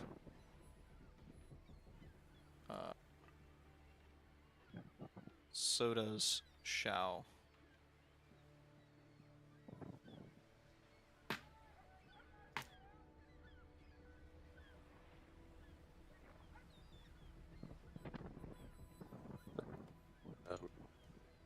But does it look like people are just working silently, or does it look like there's conversation? There is some conversation. There's a number of people who are just doing their business by themselves, walking past, or carrying something to a pile and dropping it and moving back to the cart. It seems like people are just going about their daily business. As we are walking the docks, I want to slip into an alley if I can, or like walk, just continue. Either like, I don't know what this alley is, or if I can just walk past the docks, like over here, out of sight. Okay. Whatever. Okay. Yeah, that can be done. I'll go ahead and tuck back behind this alleyway, and I want to polymorph into an owl. Wild shape into an owl. Okay. Sort of just fly overhead and probably like perch up on one of these buildings. So I'll just, as I'm just observing, I'll like over here, like that, and I'll just get out of sight of the docks. Giving a nod, or just like, or not necessarily giving a nod, but like, do I notice Cobain in his owl form? I would say no. Okay. But yeah, I hire myself from the docks, and then I'm going to summon Blossom. Make her. I will cast invisibility on her, level 2.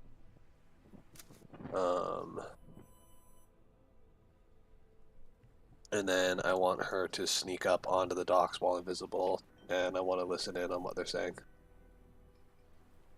Okay.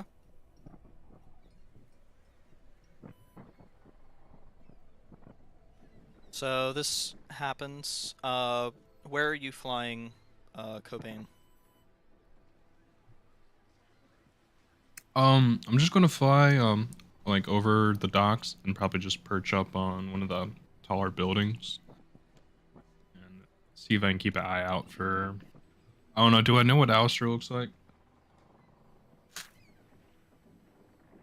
No, No. you've never gotten a description from him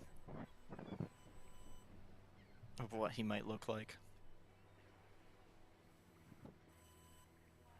No, I'm just gonna keep an eye out, but mainly I'm just gonna be listening if I can hear any commotion regarding shipments coming in, people that you're waiting for, any indication of Valavar. Okay. Let's see. You do notice that there's a fairly large flock of seabirds that are flying around over top of all the ships and stuff. As you kind of come in close and try to land somewhere and begin listening in and stuff,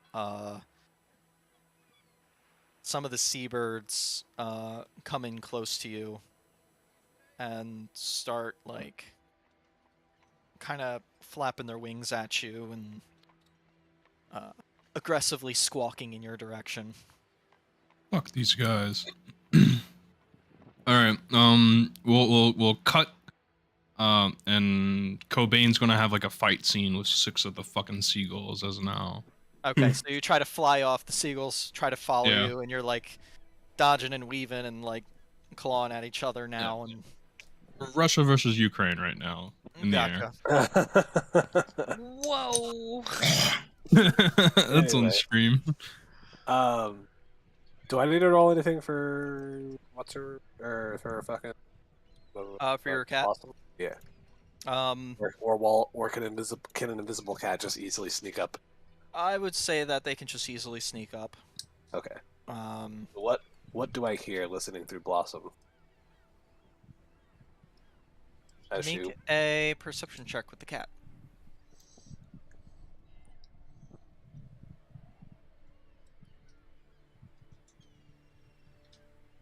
God. There you go.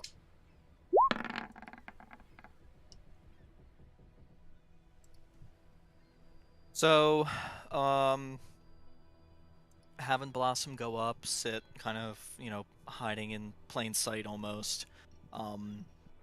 There's a number of conversations happening. Most of them are about, moving shipments and, getting ships ready to sail and, the cost of certain procurements. You hear it's mostly just standard processional stuff of making sure seafaring commerce is continuing.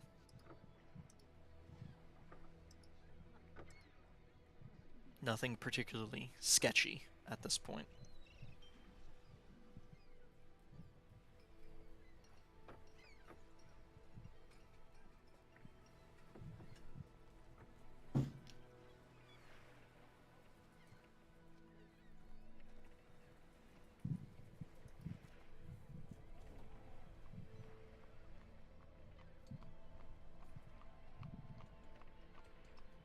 I want to kind of like try to save my spell slot or my spell points, but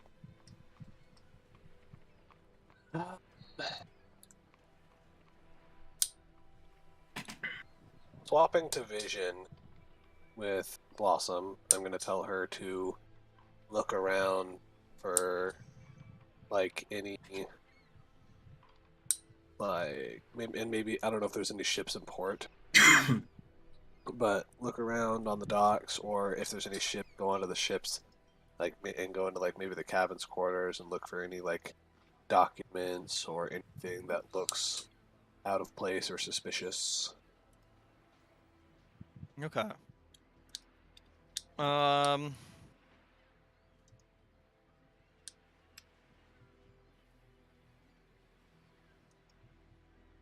I'd say for the visual, trying to find stuff, make another perception check.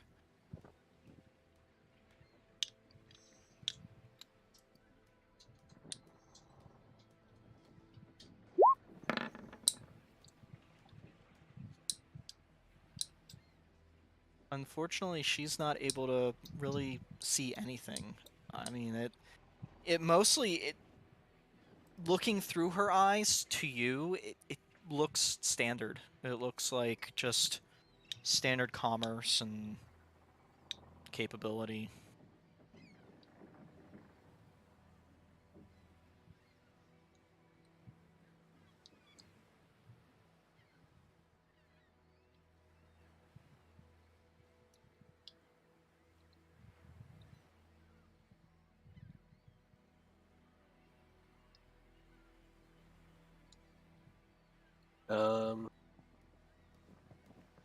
From the people I saw before, when I was like walking the docks,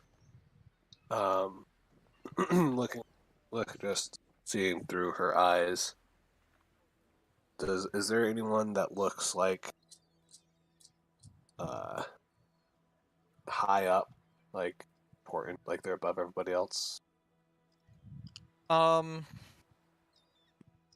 do see some people standing around, but I mean they could be just taking inventory. They could be in charge. They could be, you know, doing their duties. You're not exactly sure.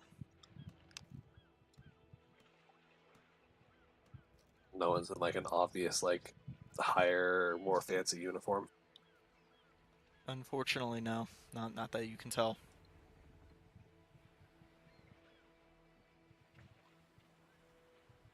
Coming right here to like the edge of where like this building is. How many ships are out here? So you do see a couple of ships. So I'm gonna have to draw them in because I don't have a boat token. I do.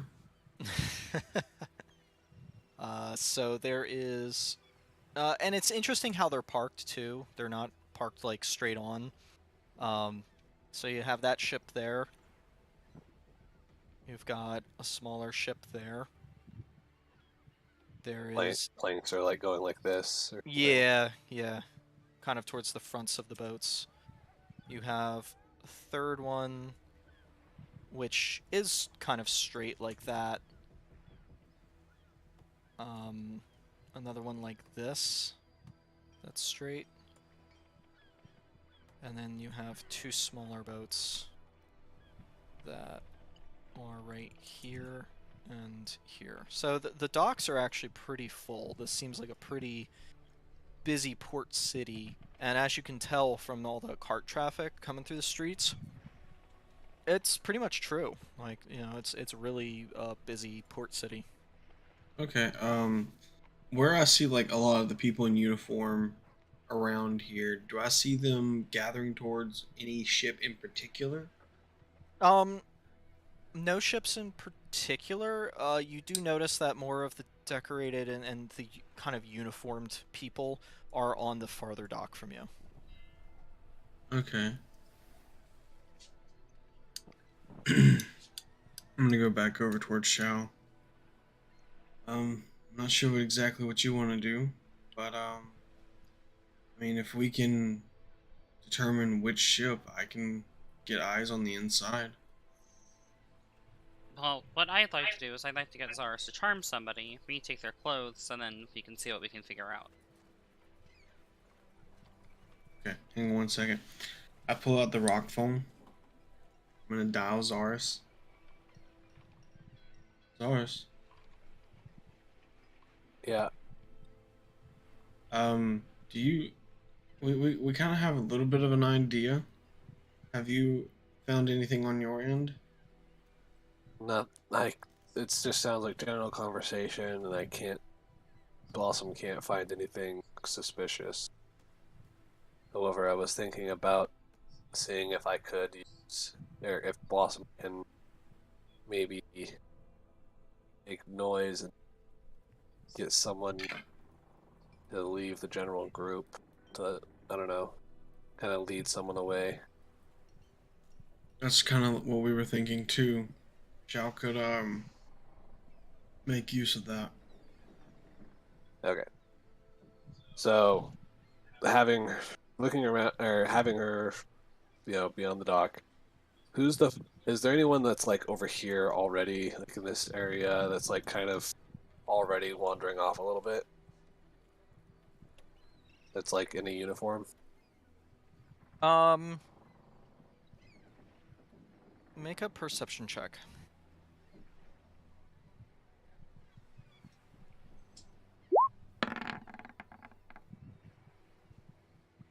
You do see one person that's kind of walking off on his own. What does he want? This direction? Yeah. Perfect.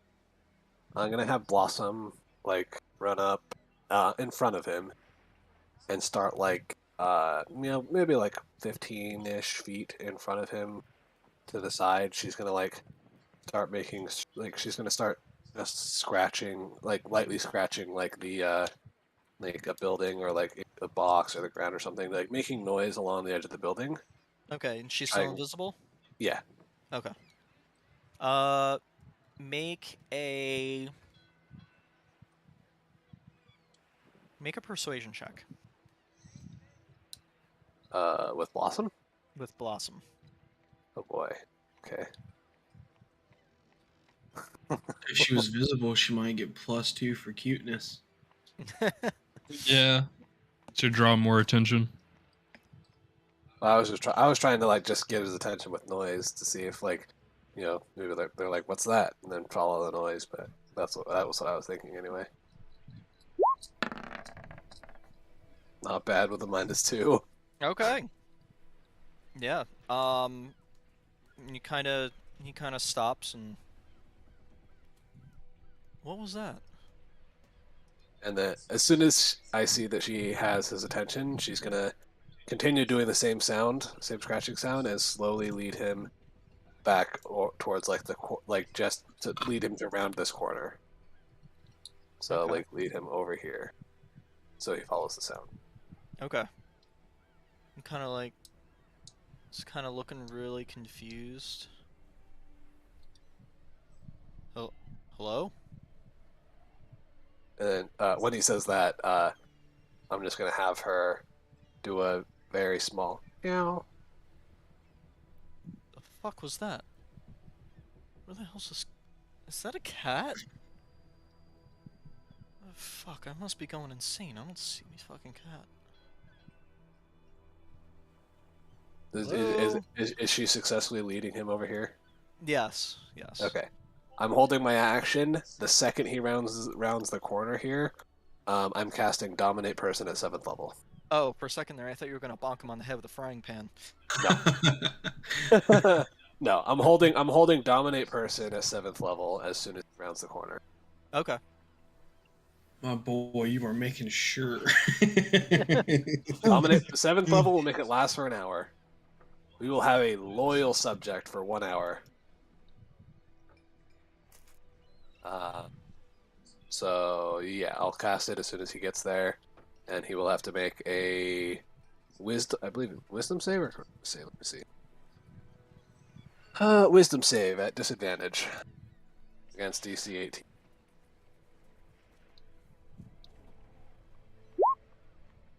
Okay. So yeah, he comes across. He rolled a 12. He does not succeed. You And see his jaw kind of goes slack a bit, and yeah. All right, my friend, who do you work for? Well, I work for the boss. Boss meaning Alistair. I mean, I guess that's his name. I don't really talk with him. I describe him. Is that your boss? Yeah. Yep, that's the boss. All right, follow me, and Sure. I'm gonna leave. Go back to the group. All right. So it takes you about 10 minutes to get back. So you got about 45 minutes left with him. I dominated his mind. Oh, actually, let me actually. I need it before I forget. I need to minus the spell points for that. 7th level is 10. We got about 45 minutes before he goes back to normal. Hi, buddy. Do you mind saying a few words? I need to get your voice right. Well, sure, pretty lady. Hi. I'll repeat hi back to him in his voice. Whoa, that's cool. How'd you do that? Don't worry about it. Can I have your clothes? I mean, I Give it guess to you her. can. He says like, okay. He just starts to strip out of the clothes and the armor and stuff like that. And while he's doing that, I'll ask him, where's your hideout?" in the city? Where does your boss stay? Well, I don't know where he stays. I stay at the port pub. Do you have a do you have a hideout in the city or your organization? I mean, I guess the port pub, 'cause that's where me and my friends go. We just work on the docks for him. Who knows where the boss stays? Who do you immediately Uh, report to? well, I guess that would be my boss. Uh, his name's Darren. Big D. And Darren talks to Alistair? I think. I'm not sure. Shall's gonna walk around him, like inspecting his body and then changing like parts of hers as she goes. Okay.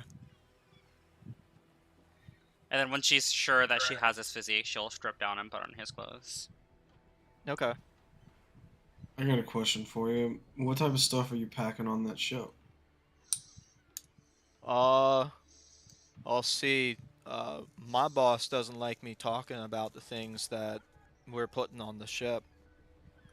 I don't know if I'm allowed to tell you guys. All You right, can tell Forge. me. Don't worry. Are you sure? Are you sure he's gonna be okay with this? Yeah, Friends. I already got permission from Darren. I mean, if you've talked to Darren, I guess it's okay. Uh, we we put on a lot of weird uh thingies on there. I think we put some paintings on there sometime. Uh, Other times we put on a bunch of swords and spears and stuff like that. I remember there was uh, a while back we got these weird metal tube thingies that came in. Said they were secret. Nobody was allowed to know about them. But I guess since you talked to Darren, I guess you're allowed to know about them now. Are there some of those on those ships out there? Maybe. I'm not exactly sure. They give me a sword and tell me to swing it at people if, they get too close, but, you know. Do you always talk like this, or is this just a effect of the spell? No, this is the way I talk. All right, I'll do my best to talk as slowly as you. Um, And you That's pretty run. that's pretty weird. You look like me. I am you. Whoa. Did you ever play some ping pong? Ping pong. I love that game. You bucket. so, have you seen Alistair around today? I mean, I haven't seen him today. Did see him a couple days ago though. He was talking to my boss. What kind That's of what a shipment are we expecting today? uh I don't know. My Oh, Darren didn't exactly want me to know what was coming in today, but he said to take the day off. But Where Where's Darren right now? uh, he might be at the port's house. Uh, it's just down there. It's where they do all the manifesting and stuff like that. Do you work on all of these ships on loading it, or is it any one in particular? Uh, no, I work on all ships that come in. If they got things needing unloading, I'm usually unloading. They need things loading, then I load 'em. Okay, but all the suspicious stuff that you were telling us about, Oh, I help with that too. Yeah. yeah, is that ship out there the one that you load that on? I mean, that one out there, I was helping with earlier. I thought you were taking the day off. Well, I mean, I started my shift, but he told me not to worry about it anymore, so I guess I'll go home now. Uh, I guess I'll yeah, go home now. you got some other I clothes? wish I could do that. How about you just come sit down over here? Oh, okay. Took a nap. Yeah, Follows no, you. yeah. I just look back to the other three. Do we have any? Do we have anything else that do we think he might know? Questions? How much Ships gold are do you have leaving. on you? When the ships are leaving, maybe. How much gold do you have on? Yeah, that's true. Yeah, yeah. How much money you got? Uh, Not a lot. Mostly keep it under my bedspread, but when I go for food, I take some with me. And what does your daily routine look like? Well, I get up, I have breakfast, go down the port. Darren tells me what boxes to put on the boats, and then I put them on the boat. And then if people need scaring away with the swords, I scare them away for Darren, and then I load more boxes. And when the sun starts getting ready to set, I tells me to go home, so I go home. God, this guy's simple.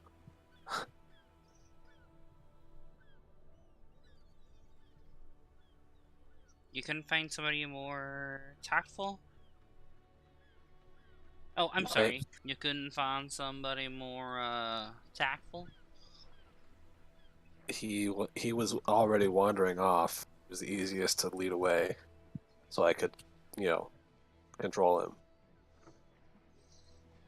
Well, what do you say about maybe trying to get this Darren person?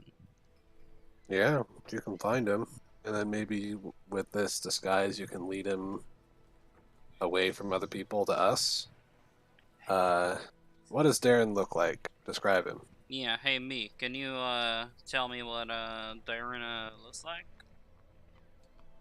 Well, I mean, if you're me, don't you should know? I know that you know what Darren looks like. Uh, I know that we know that I know what Darren looks like, but I need you to know and you to tell me what Darren looks like so I can verify that you are in fact me. Uh, oh, ooh, my brain hurts me. I'm sorry. Uh, he's, I. So you're telling me that you you know that just I know who That we know, Darren but looks I like? need you to tell me that we know who Darren looks like. That way so I can verify that we know that you are me.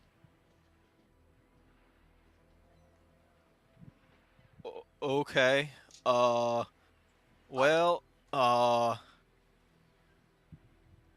I guess me knows that Darren looks like. Wait, why are we wondering what Darren looks like again? just I'm just gonna say it. Like, just tell me what Darren looks like. I don't know what Darren looks like, and I need to know. Oh, well, I thought you talked to Darren. It was dark. I don't really catch his face.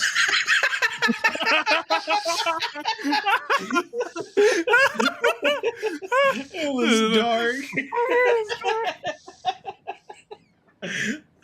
Well, I mean, I guess that makes sense to me. Uh, well, he's a bit taller. Not as tall as your funny colored fella right here. Um, but he he's got brown hair. It's kind of curly mustache and a goatee. Uh, likes to wear shiny armor on his chest, and he wears a cloak all day. Even though most people tell him that he'll fall in the water if he trips on the cloak.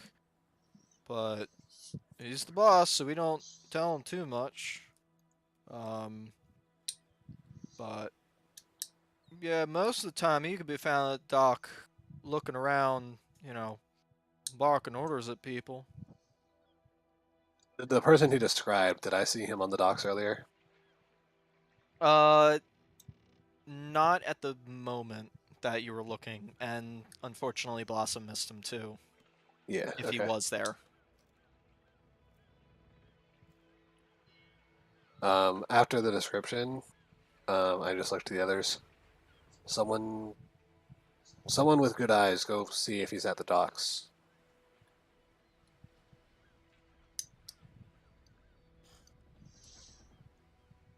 All right. We're gonna go back into. Well, I'm still in the owl form technically. Yeah, Oh, are you? technically. Okay. Yeah, Cool. yeah. I can go do a fly over and see if I can see anything. Just See if you see- me and these seagulls are gonna have some words, so they come fucking. Just do a flyby and see if he's there. In the meantime, I believe that's all the questions we have for him, right? Shao, Gundor? Yeah. Do you use any passwords with Darren? Not really. There are Alright, pop- well, I'm gonna go do our work. All Well, right. I thought we were going to be going home now. You're going home. Yeah. Just turn around real fast. Oh, okay. What's behind me? He Bonk. turns around. Right. Knock him out. Okay, you knock him out. And then and then after he's knocked out, I'm going to gag him so that when he wakes up, he can't scream. And I'm going to hog tie him. Okay. And I'm gonna find trash bags, and I'm gonna put it on top of them. Okay. Yeah, we're going to gag him, hog tie him, put him in like a sack, and then hide him in an alley behind some boxes. Well, Okay. Shao's gonna put a blanket on him so he doesn't freeze, because he does have no clothes, and we're up north, so. Whatever. Yeah, he's in a bag with a blanket, hog-tied, gagged, and then in like a random ass alley with some boxes around him so it looks natural. Okay. Okay. He starts wiggling around like a caterpillar.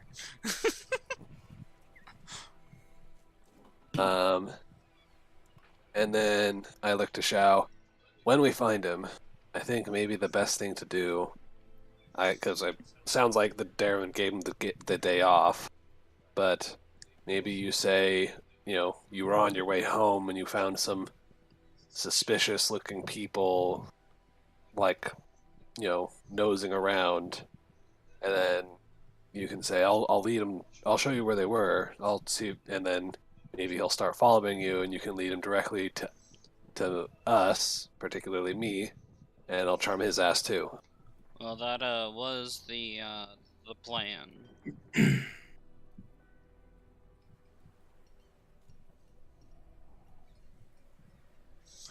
And then I'll take on his appearance, and then we'll just build up a pile.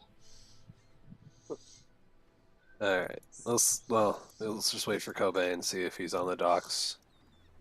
Okay. Is this gonna end up like Assassin's Creed, where you have like 50 bodies and you'll throw them all in the same hay pile? Except they're all actually alive, Yeah. wrapped in blankets and burlap sacks. Yeah. All right. So you go. You go to the docks. Make a perception check. With advantage, because you're an owl. Yes. We're gonna owl perception check real quick. Owl D&D 5e. Daniel. That's a +3. All right. Who the fuck are these people? 18. Nice. Okay. Looking about, with those rough descriptions, you do see a fellow of that stature and size and shape and cloakiness. Okay.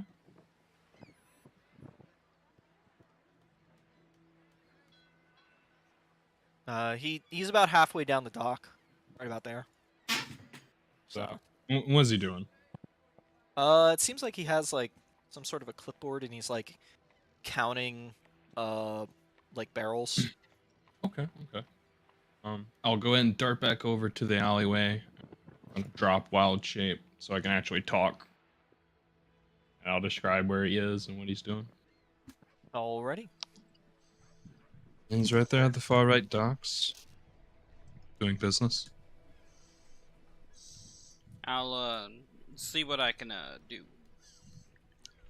And one more thing I just thought of. Since you're about to go tell him about some suspicious people, we could put our hoods up, and as you're talking to the person, we could be walking into like this alleyway right here. Well, we can be in this alleyway, yeah. We don't want to drag too much attention, but we can be in the alleyway with our hoods up, backs turned, or whatever, like pretending like we're like talking. And Shao can say, "Hey, I saw some suspicious people in that alley over there. They seem like they're nosing around." You know, Yeah. I don't know, something to that effect. There's something to get him to come over here. But I don't want it. It shouldn't be too big of a deal that he like tells like the whole fucking dock to come attack us. Okay. I'll go ahead and put my hood up. I'll wild shape again. I mean, we're trying to get on it, right? Well, we're just trying to get Darren over here so that way Shao can turn into Darren, and then we can, and also find out what Darren knows because Darren will probably know where the fuck Alistair is, so we can get to Alistair. We're just working our way up the chain of command. I would wild shape into a small little field mouse, and if Gundor wants to put me in his pocket, Alrighty. Sure. I'll put you in my pocket. Pocket mouse. pocket mouse, field mouse, D&D. And Shao will make her way to the docks. See, now I have a Cobain token. I just have to chunk this rat at something. Yeah, that's it. Cobain. That's it. That's all you have to do. It's like And I'll wild shape again. One Yeah. point of Can you bludgeoning wild damage. shape while you're already wild shaped? Because that'd be cool to just see a mouse turn into a Nah. tiger and then fucking Like, pounce on someone. I think that's only for the moon druid. Or, yeah. And you can you can Uh, drop it as a free action though. Yeah, you can drop it as a free action and then use a regular action to turn into the next creature. So you'll see a mouse just go, like for like half a second, like go into Cobain and then just quickly go into something else. Basically, yeah. That would just enough to terrify some. Sir, I don't know what's happening. This big guy just threw a rat and it turned into a dude, and then that dude turned into a whale. I don't know what's happening out there. I've been turned into a cow. Can I go home What now? what challenge rating is a whale? No idea. No idea. They are in You should- Icewind Dale. You should become a whale. They're CR8s. Like a Shit. Hydra.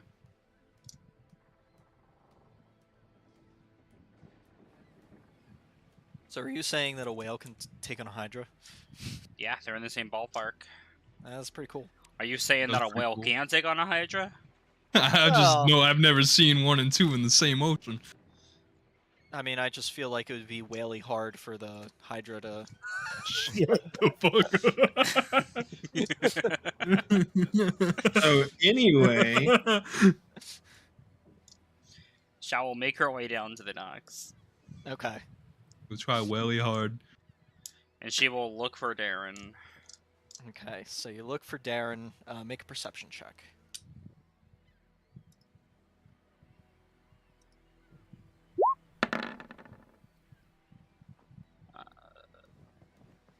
I mean, he's not necessarily hiding or anything like that. With the description and everything, you're able to find him. That's pretty easy. Hey, Darren? And he kind of like stops his writing, looks up at you. I know you told me to go home for the day, but on my way I saw some new people that ain't never been here before. They look to be snooping around, being a bit suspicious. He just kind of like looks a bit confused at you. Oh, okay. Well, I don't remember telling you to like come back here even if there were other people. We've talked about this before. Go home. Don't worry about them. There's a lot of suspicious people. You know how this town gets at night. But I mean, these ones were a bit more suspicious. Like they were looking for something. I can't see them. It's dark. Make a deception check.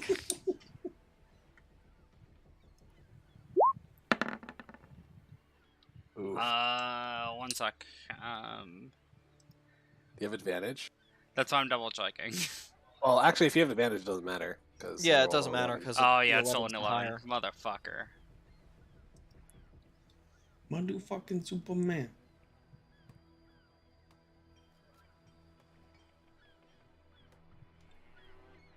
My question is, if you still want a job here, okay, why the fuck are you still on this dock? I told you to go home. Go home. Is he wearing a hat or anything like that? No, he's not, but he has fairly long hair. You said he's like holding a clipboard, right? Yes.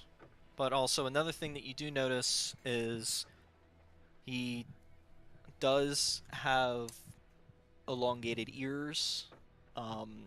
His goatee is very thin and kind of wiry a little bit. Kind of elongated, thin features.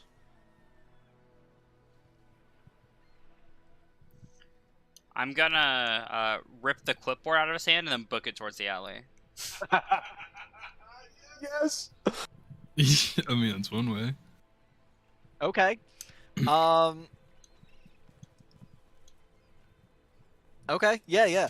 As you grab the clipboard and begin booking it to the alley, he looks just confused all of a sudden, and he's like, "What the fuck? Get him!" And yells out to the rest of the dock. Oh no. Then as I'm running, I'm gonna yell, "Eat my ass!" You see like 5 other people kind of perk up when Darren yells out.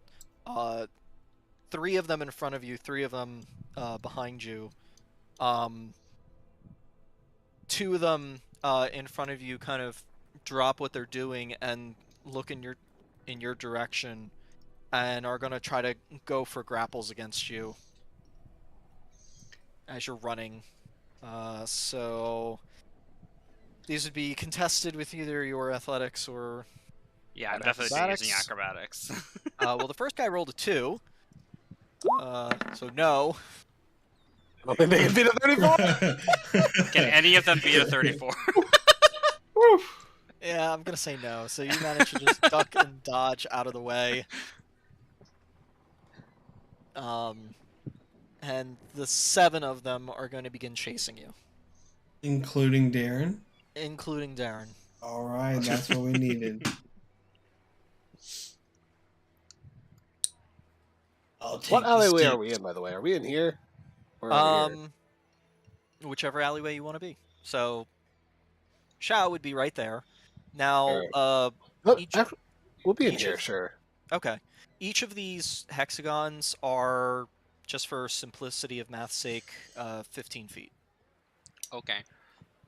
What else is in here, by the way? Is this just a big, like, Um, back alleyway? Yeah, most of it seems to be like storage. There's kind of like these kind of not shelters, but like kubotas that have not kubotas, like overhang areas that are covered that have like boxes and like storage underneath of them.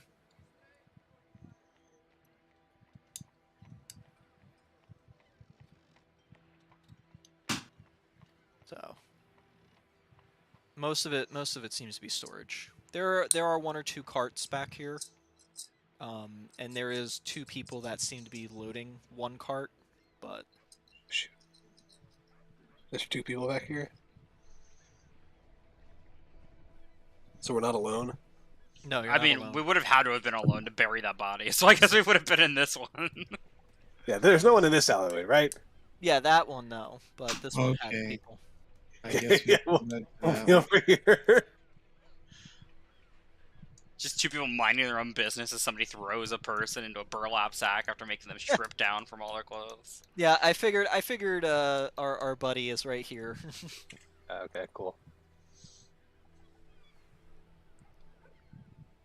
And then I would have been like peeking around the corner, waiting to see what happens, and then after seeing Xiao grab the clipboard and start running, and seeing them give chase, I quickly run back over here. I'm like, oh boy, she's got like 7 people following her.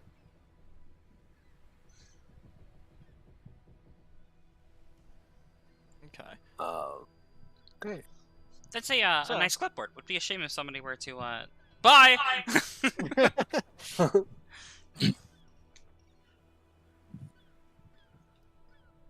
Alrighty. So, you're running, you're running, you're running, you're running, and running. Pretty much, they're not able to catch up with you. You know, they're matching pace with you, essentially trying to keep up with you. When I get to this point, I'll stop, I'll pull my pants down, moon them, and then finish sprinting into the alley. Okay. Shit. So I guess your action is pulling your pants down and mooning them, and then your bonus action is to pull your pants up and keep running. They managed to pick up an extra square or 2 squares of speed on you, so they're literally right behind you at this point. Good. The 3 of you guys, seeing Xiao in her disguise rounding the corner, and you go, okay, this is a little faster than I expected, but it seems like she has something in her hand. And then the rest of them round the corner, and you're like, ah, fuck, Xiao, what did you do? Oh, I'm a mouse. Oh, right, yes, you are.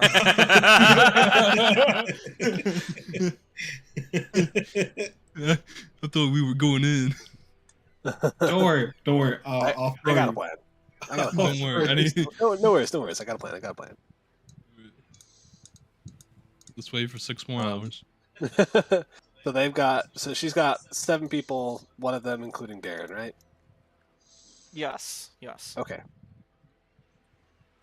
When they all get within, they're all within 90 feet of me, yeah? 1, 2, 3. Yours Yes. is 90. 7th level sleep. Oh. Nighty night. Yeah. 65 HP, putting them to sleep from the lowest to the highest HP values.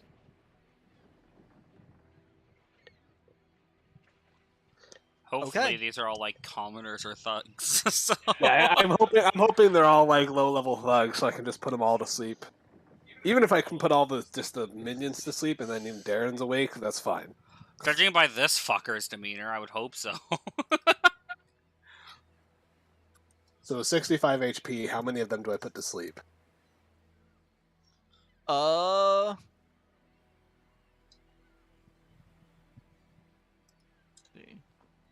You managed to get 3 of them to fall asleep.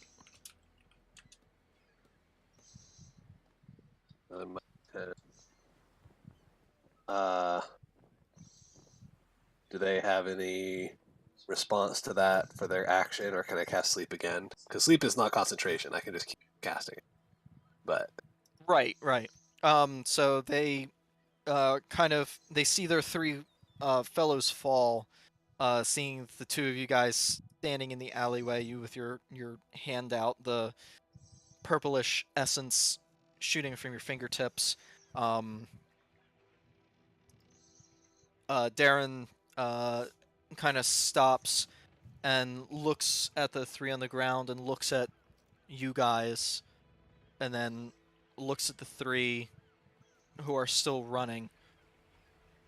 Get them! And then he starts to dart in the opposite direction. all right, do I have the ability to cast sleep again? Yes, Cool. you do. Another 7th level sleep. Try and put the rest of them down. There we go. That's better. 92? Jesus. Nine- Fuck. 92. Does 92 put the remaining 4 to sleep? I would say it does, yes. Okay. So he says get them, starts to run, and then just... Passes out. Alright, they're all asleep. Gather them. Drag him, Darren- drag him! Darren did round the corner. Do you have to have visual of them to be able to put them asleep? I think they just have to be able to hear you, don't they? Creatures within 20 feet of point you choose. Yeah, so I could have... He rounded the corner, but I could have chosen the spot, like... Yeah. It's like Right a whole there. bunch of fairy dust dropping on the ground. Okay. People okay. falling asleep. Yeah, because he rounded the corner, you don't know if he was still awake or not. Anyway, alright, yeah. But after casting it, seeing the guys that I can see fall asleep, I'll run towards where I saw Darren go, round the corner, and find him asleep. Shao would have used you- her reaction to chase after him, so... Okay. So you guys begin to round the corner, as Darren did. And you see he's still full on running. What? Okay, well, I'm Roman. much faster than him. I am going to cast haste. Yeah, I'm pretty sure Anthony described him as being like elvish nature. Oh, right. He can't be put to sleep magically. So yeah, Shao's gonna cast haste on herself and then just fucking, like, run straight at him. Okay. Well, I'll just let Shao handle that, and we're gonna start hog tying and gagging all. Zaris is gonna start hog tying and gagging all these people, so they don't go blabbing. Okay. We'll just add them to the pile.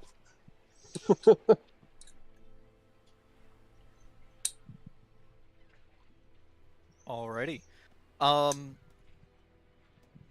You do see the area that you are going, Shao. There are people still on the dock. There's a good number of people on the dock area.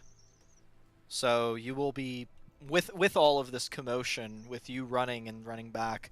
A good number of people have put down their stuff, and you do notice a lot of those people that have the similar colorings of equipment and whatnot have all begun to, like, kind of look around, and some of them have their swords out and stuff and are, like, trying to piece together what's happening. Okay, I'm still look as that one guy, so... Yeah. Yeah. So, let's see. Bup. Bup. So, Darren would be right here, you're right here. Top of Within, like, 5 feet of one another. I will take out one of my paralysis arrows, and I will try to, like, stab it into his leg. Okay. Oh, wait, no, I don't have my equipment on me. Yeah, you don't. I don't think I'd have my equipment. So I'll just try to tackle him, then. It should be a grapple check. Which is fun, because Shao is not very good at strength. Okay. Yeah, I'm not very good at these. Hopefully he's not very good at them either. He rolled a 16 with a +2 dex. So, Oh yeah, that's right. He can use Dex. um, so you try to grab him, and he kind of like weasels himself away from you. And on his action and stuff, he's gonna continue to run, and he's gonna yell out to the docks, "Sound the alarm! Sound the alarm! We have intruders!" Great. Fucking A. Zara, does Zara hear that from where he's at? Uh, I'm sure you would. That's I how mean, far? he's, let's see, 15 feet per square, so yeah, he's a good like 100 to 150 away from you guys. What if he's yelling at the top of his lungs? You could probably hear something slightly, like there was yelling, like around the corner. I can still assume that's bad. I'm gonna stop what I'm doing. Try to run this one. Yeah, I guess Shell's running back for her gear after hearing that, because she's not gonna, like, fucking chase after him into a den without her equipment, so...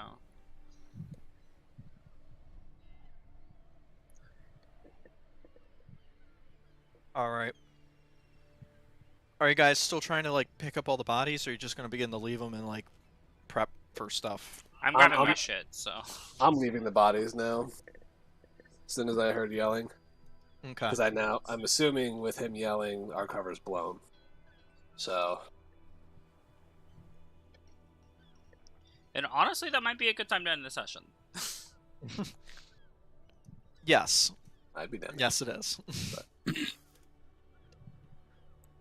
As your plan goes tits up, we'll end the Man. session there. I just wanted to be thrown across the fucking ship. Don't worry, it'll happen. Also, Yeah, we probably should have gone in initiative order there, for sure. I'm sure we will now, but also, Zaris ain't playing games. You know what ships are made out of? Wood. You know what wood does really well? Burn. Burns. Yeah. You do know that ships are, like, treated with a special kind of wood, though, right? To prevent, like, fire from spreading, typically. Like, they're waxed in an attempt to, like, prevent fire from Zars spreading. is gonna quickly. make sure they burn. I have magic fire, bitch. Yeah, I'm aware. I'm very aware. I wonder if they make magic, like